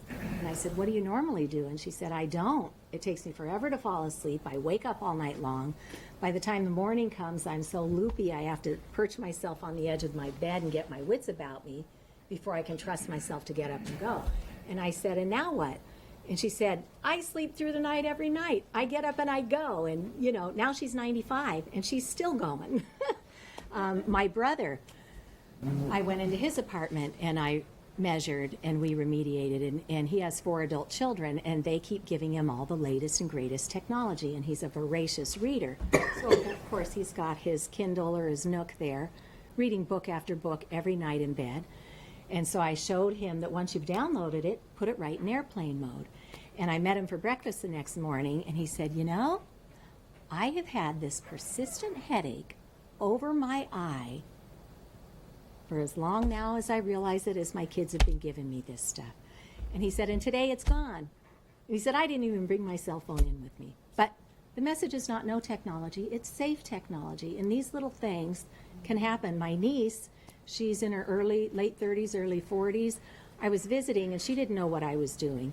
And she said, you know, Auntie, my girlfriends and I are all saying none of us sleep anymore. Is this what perimenopause is? Is it because we're raising crazy young kids? And I scanned her house as well. She had a decked cordless phone right on her nightstand. She slept with her cell phone. They had the router on all night, and we remediated. And the next time I talked to her, she said, that night my head hit the pillow and I slept through the night, and I've slept through the night every night since, except for that one night my husband and I had a fight. But, you know, other than that, these are little things all of us should know to do, or at least, or not. Some people say, we're all going to die anyway. And we are. Mm-hmm. But I'll tell you what, having a sick child where your life becomes getting to the hospital, running tests, having other people come in and feed your pets, cook your food, take care of your family while you're in the hospital taking care of your own child, that is no way to be, and it's optional. So we need to get in there and fix this. Thank you very much, Cecilia. What is the If there- disposition of this town on these issues? I'd like to just know, like, what is this all meant to do here? It was a learning opportunity for gather information to learn more about this topic. And I'm sure that we are going to be going back and looking for how the rest of our town colleagues feel about it and what they know. Thank you. Cece, that was great. Thank you. How do you? Just go into your settings.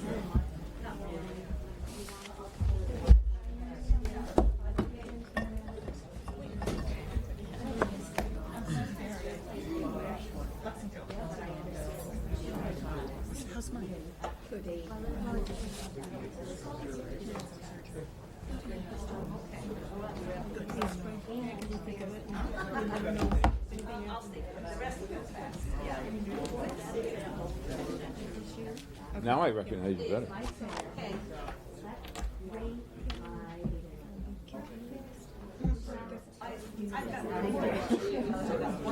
All right.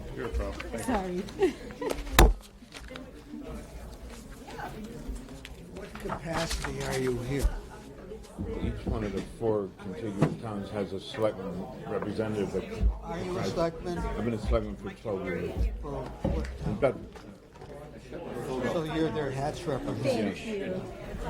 When we do generations Yeah, app screenings, I ask. Also on the advisory commission. I was on the advisory commission when Leon Greuser used to come to the Tell her meetings. I And, said hi. She knows all about this. some of Sam Silverman, Advisory for what? Hanscom Field advisory. Questions, but I'll wait until Yeah, let me run out there and then. Yeah, Good. Watch my back for me. we're doing our best we can. This was important. I'm glad we have people to spread the word. Went to school with his kids. It's frustrating when something is a public health threat that it moves so slowly through the process. All right. Talk. Best to Marge. Thank you, everybody, for sticking around for a little while longer. We are looking at recent municipal highlights. Does anybody have things to share, starting on my right with Bedford? I'll just quickly notice that, make a note that the town's about to embark on a reclamation of the only real lake body of water we have called Fawn Lake. That over the years is shrinking the accumulation of sediment, and through community preservation it'll be dredged and restored. It's a man-made lake from the 19th century. If you look on an old map, you'll see Bedford Springs. And that was a resort area. It's now town-owned conservation land with some residential around it. And after all the sludge is out, the dam will be repaired, and hopefully it'll be another resource for another 100 years. Interesting. I'm going to pass, because the stuff that I have might be interesting, not urgent, so I can save it for next time. Oh, okay. So Lexington got through town meeting in 6 quick nights, right, Margaret? It was 6. It was not, which is a record for us, so that was good. It's one of our shorter town meetings. It was, it was. And probably the biggest thing, the largest thing we did is we actually approved the construction money for our Center Streetscape project, and that will be starting a year from now, because we're going to go out for state grant money. Which means the center of town is going to be disrupted at probably for significant times along the way, don't you think? For a bit.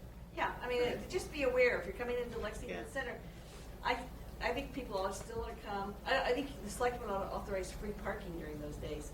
I'm serious, because that'll make the merchants happy. So what I will say is starting next week, Eversource is starting a very large project in Lexington Center. This is not related to our Center Streetscape project. They've had tremendous issues with power in our center, and the businesses have lost power half a dozen times Multiple times down there. for an extended period of time. So they are actually coming before us for a grant of location, and then they'll be back before us for a noise bylaw. They're going to be working, I think, 12-hour days for 60 to 90 days to get the work done, replacing 3 transformers underground and running all new cable. And hopefully, And doing that before the town does the streetscape. that's this summer, and Streetscape will possibly be next summer. Yeah. It depends. At our February meeting, when we did our public safety roundtable, that was Acting Chief Sensabaugh from our fire department. Yes. He has since been named, he had his Oh, interview great. that Good night. for him. He has since been named our fire chief. He'll be sworn in on That was- Tuesday. Were we part of the interview? That was in the Globe. He'll be sworn in on Tuesday. As I mentioned earlier, my board reorganizes on Monday night. We have a tradition of 2 years as chair with a maximum of 3. I'm finishing my 3rd year as chair, so some player to be named will be chair. Congratulations. Thank you, and looking forward to it. And we'll also be redoing our liaison assignments, so I might be here next month. I might not. Oh, we hope to see So you. I hope to be back next month. And the last thing is this week, our visitor center closed. They are relocating to the Cary Memorial Building, which is where we had our meeting. Yes. For about a year, while we're tearing down our visitor center and building a brand new structure. So that will be our 4th major project underway right now from the ground up. So we got a lot of building going on. No kidding, you do. We do. So that's, And we wanted to do more, but it didn't pass town meeting. The cemetery building Yes, our cemetery building did not pass town meeting, but we hope to bring that back possibly in the fall or next year, because we're also studying, there is a request in the community to study adding a crematory. Yes, I remember you mentioning Yes, that. so that study isn't done yet, so we'll see if that's ready for the fall. How about Linda from Concord? Yes, Linda Escobedo from Concord, yeah. We are also in the process of looking at our liaison assignments, so I may or may not be here going forward, but Lawson was unable to be here this evening. We recently finished our town meeting, and I guess what I would note is that there were 4 separate articles for affordable housing, and all 4 were passed. One issued $500,000 for use from free cash.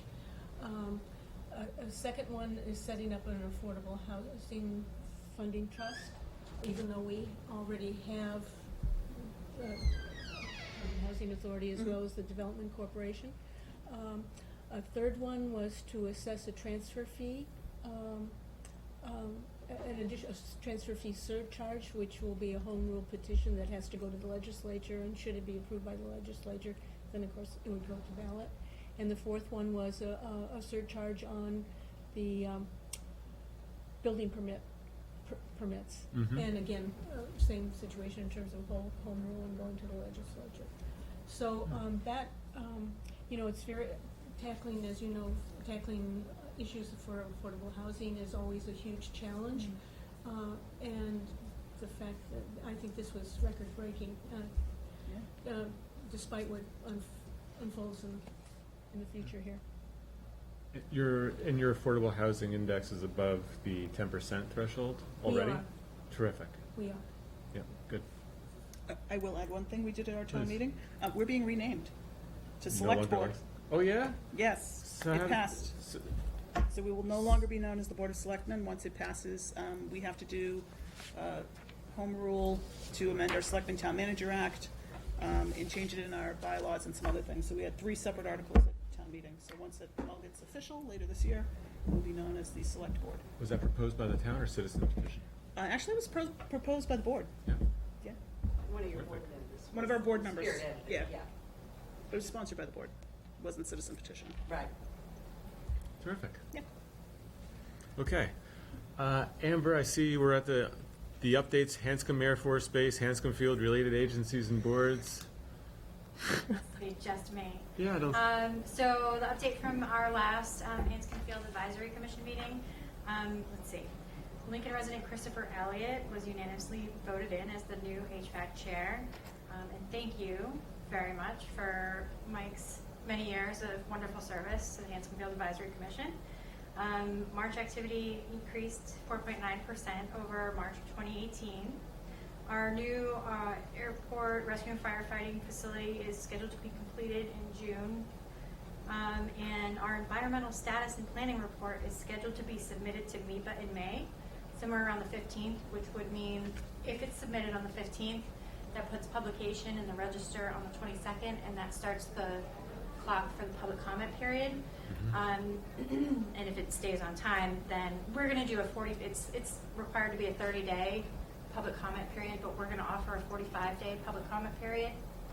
And then we have 2 public technical workshops that we're going to schedule. We'll announce, so I don't want to put out the date yet, because if something slips in time, then we won't be able to keep to the schedule. But right now, we're planning on the first week of June 2 technical meetings for the public to come and learn more and comment if they have any comments there, or learn more there and take that information home and make comments up until the 45-day public comment period closes. So we will get notification that it's either available or you'll get a first copy. Great. That's all I have, actually.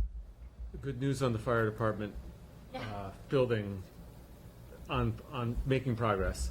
Yeah, it went very quickly. Yeah. We just got pushed back a little bit because of the National Grid moratorium on commercial projects. So the gas line is in now, and things are moving along quickly. Terrific. And one other question about the fire department. How's it going with the transition from I I believe structure it's going fires. okay. I'm hearing good things about it. I know that all of the local communities, fire departments have come to Massport at Hanscom Field, and they've done some work together and some training together since our last meeting, Yeah. which they do on a regular basis anyhow. So they discussed all of the changes that are coming down the Great. pipeline in terms of, getting Massport onboarded. They're there now. They're That's in what I was their gonna ask, too. temporary. Yep, they're in their temporary. So you have the space right equipment, now. you have the The equipment, we have plenty personnel. of personnel, an extra, I think it's 89 personnel from Massport Logan were trained for Hanscom. So Perfect. everybody's on, overtime shifts. They're not permanent staff. Mhm. They'll have a permanent staff in place towards the end of the year. And then they bid for a 3-year stint at a time for whatever location they're going to be at in Hanscom. So early next year, they'll have the 3-year bid for the staff. So then we'll have sort of more of a, a steady staff. Great. That was also a quick transition. Congratulations. It was. We pulled it together pretty quickly. Yes, Margaret? I was at that meeting, and I just wanted to add that we had a very long discussion. We actually had a state representative, Sheila Harrington, came, and on the behalf of some of her constituents who are concerned about the flight school patterns over their homes and the noise annoyance. And their main concern, quite frankly, and it was Sheila Harrington's also, is that they can't get a response back up to their complaints. And I think we're going to pursue that somewhat. I think that they were, how would you put it? BJ, you were there too. I mean, it's a very emotional issue for these people, and I understand that perfectly. On the other hand, to get no response back from Massport, it wasn't you, Amber, they were bad at. They've certainly gotten responses back. Yeah, from no, us. they acknowledge that. It's higher up that they can't get responses. From the FAA. FAA, the governor's office, Sheila Harrington has gone to the governor. So, I mean, they're What community is she? Air or Groton? Air and Groton. The is Air where is, this is. the residents are in Air. All right, so and they have some pretty good documentation of the flight paths of these planes, which are all going out there and then doing all their low-level circling training in one area. And I think what they really would like was for it to be spread out a little bit. That was what I thought. Did you think so, Mike? That was. It's an issue that's been going on for over 10 years. Yeah. So Is that- they've been- there was they've been litigation? about it for many years. I found a document But the and filed that documentation. in my personal files from the commission from 2015 when the commission, when Right. Elise Woodward was chair, and the commission sent quite a forceful letter to the State Department of Transportation Aeronautics Division demanding that there be a response to this, and we never got one either. Yeah, so that's the concerning thing for me, is the lack of responsiveness on the state level of people, and that they should be responding. Whether I don't know what the holdup is there. I'm not going to get in there. And I think that this particular couple have sort of earned a negative reputation for themselves because they keep pursuing it, and so no one will take calls from them or call them back. But when you have a state representative calling and them not responding, that was kind of shocking, actually. Anyway. So yeah, they have some issues that I'm not qualified to answer here, legal issues they've been working on for many years that don't necessarily involve us. Well, but- 20 years ago, when I first got involved in this, Lexington's concerns and Concord's Virginia Road and and Lincoln were the jets, and Bedford's were the flight schools. But then the flight schools kind of moved, and that went away from Bedford. Right. But and then for the other towns, the jet activities, A is down, B, the jets are quieter. The new Yes, they're the not- technology is a lot the quieter than it technology was is better 10, than it was 20 years ago. So that kind of stuff has shifted, yes. Thanks. BJ, do you have anything you want to shout out about, or are you okay? Given that I'm okay. Nothing urgent. Perfect. Given the time. Yeah, no worries. Can we ask? It's good to see you. how were the events? Oh, the events next year we will have no rain. On Yes. We Yeah, Put that in survived notes. in Lexington. you dodged the bullet on We that dod- one. Yeah, We got everything in around the rain. yeah. But we're doing good. We're open. Lots of school kids. Hundreds of school kids. Yeah, And so we're back in it. Terrific. that's good. Good to see you. Anything about local and regional transportation projects and plans? Yeah, Susie can corroborate this, but the Mass DOT is coming in on short notice to resurface routes 4 and 225 from the 128 southbound interchange into Bedford to Loomis Street. It's a little over a mile. Did you know that? It's going to be quite disruptive, but it's going to be free, for us. But it's gonna be Lexington and Bedford. Yeah. I don't have the More timetable on it, and I don't know which end of the road. More they're- Bedford than Lexington. I mean, I don't know which Right. side they're starting on. But It's night work, isn't it? I think it's day and night. Yeah. When did you say that starts, roughly?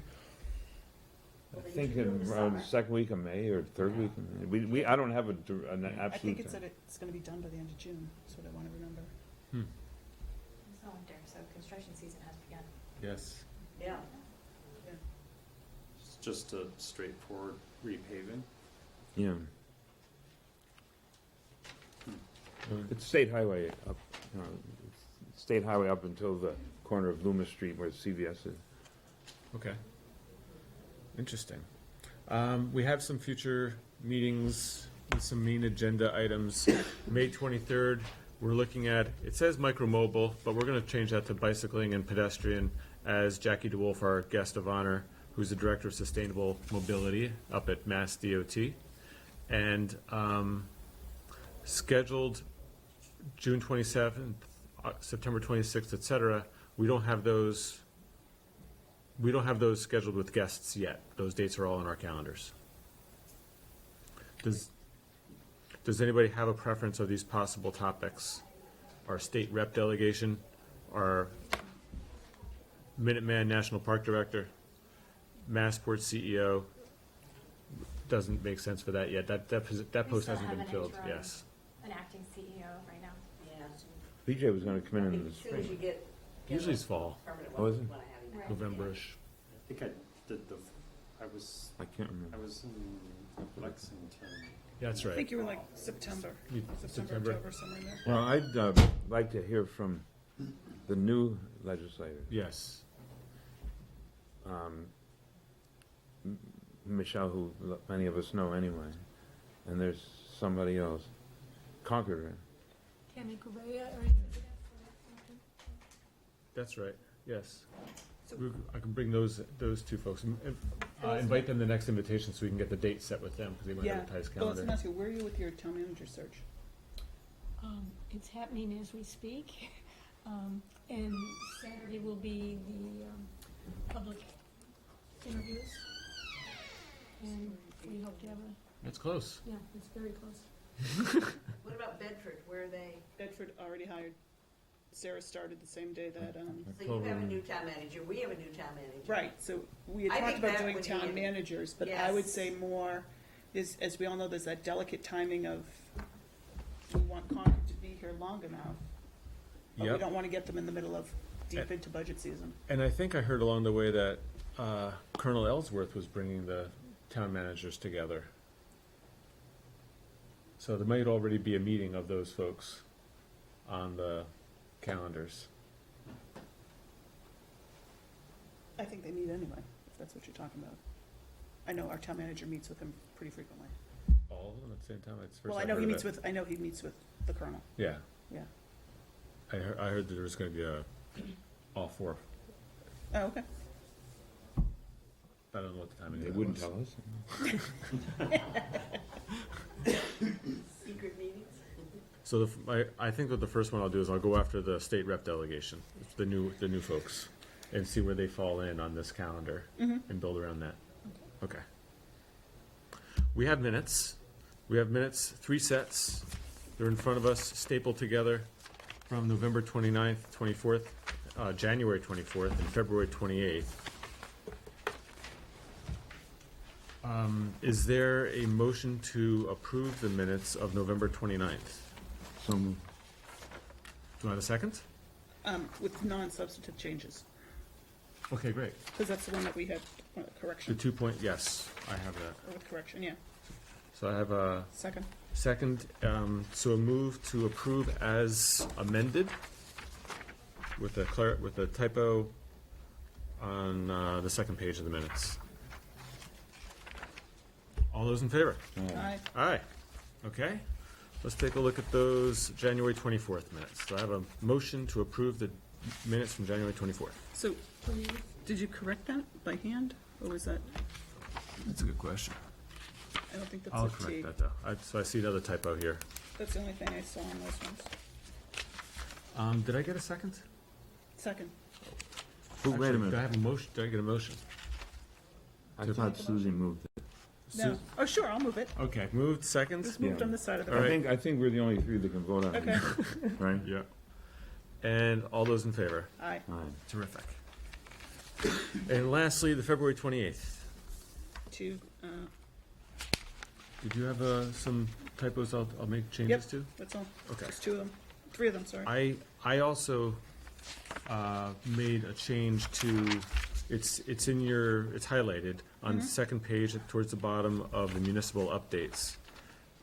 I just corrected, so I watched the tape and I brought some of my language back in here, because it wasn't really a transfer, we were using specific language around integration of the corporation, et cetera, Okay. regarding decor of Thanks for, And then I just had Straightening No two typos and just correcting Derek's typo. acting. At Okay, the got time he it. was still acting. Will do. Okay? So do I have a motion for the February 28th minutes? Second. All those in favor as amended? Aye. Aye. All right. Anything else before we adjourn? Unless somebody wants to put that motion to adjourn out there? So moved. So I have a second for, You want a second? you want to second that one? Sure, I can second that one. Perfect. All those in favor? Aye. All right, we're adjourned. 9:28, 9:38 rather. Hey, thank you very much, everybody. Thank you, John.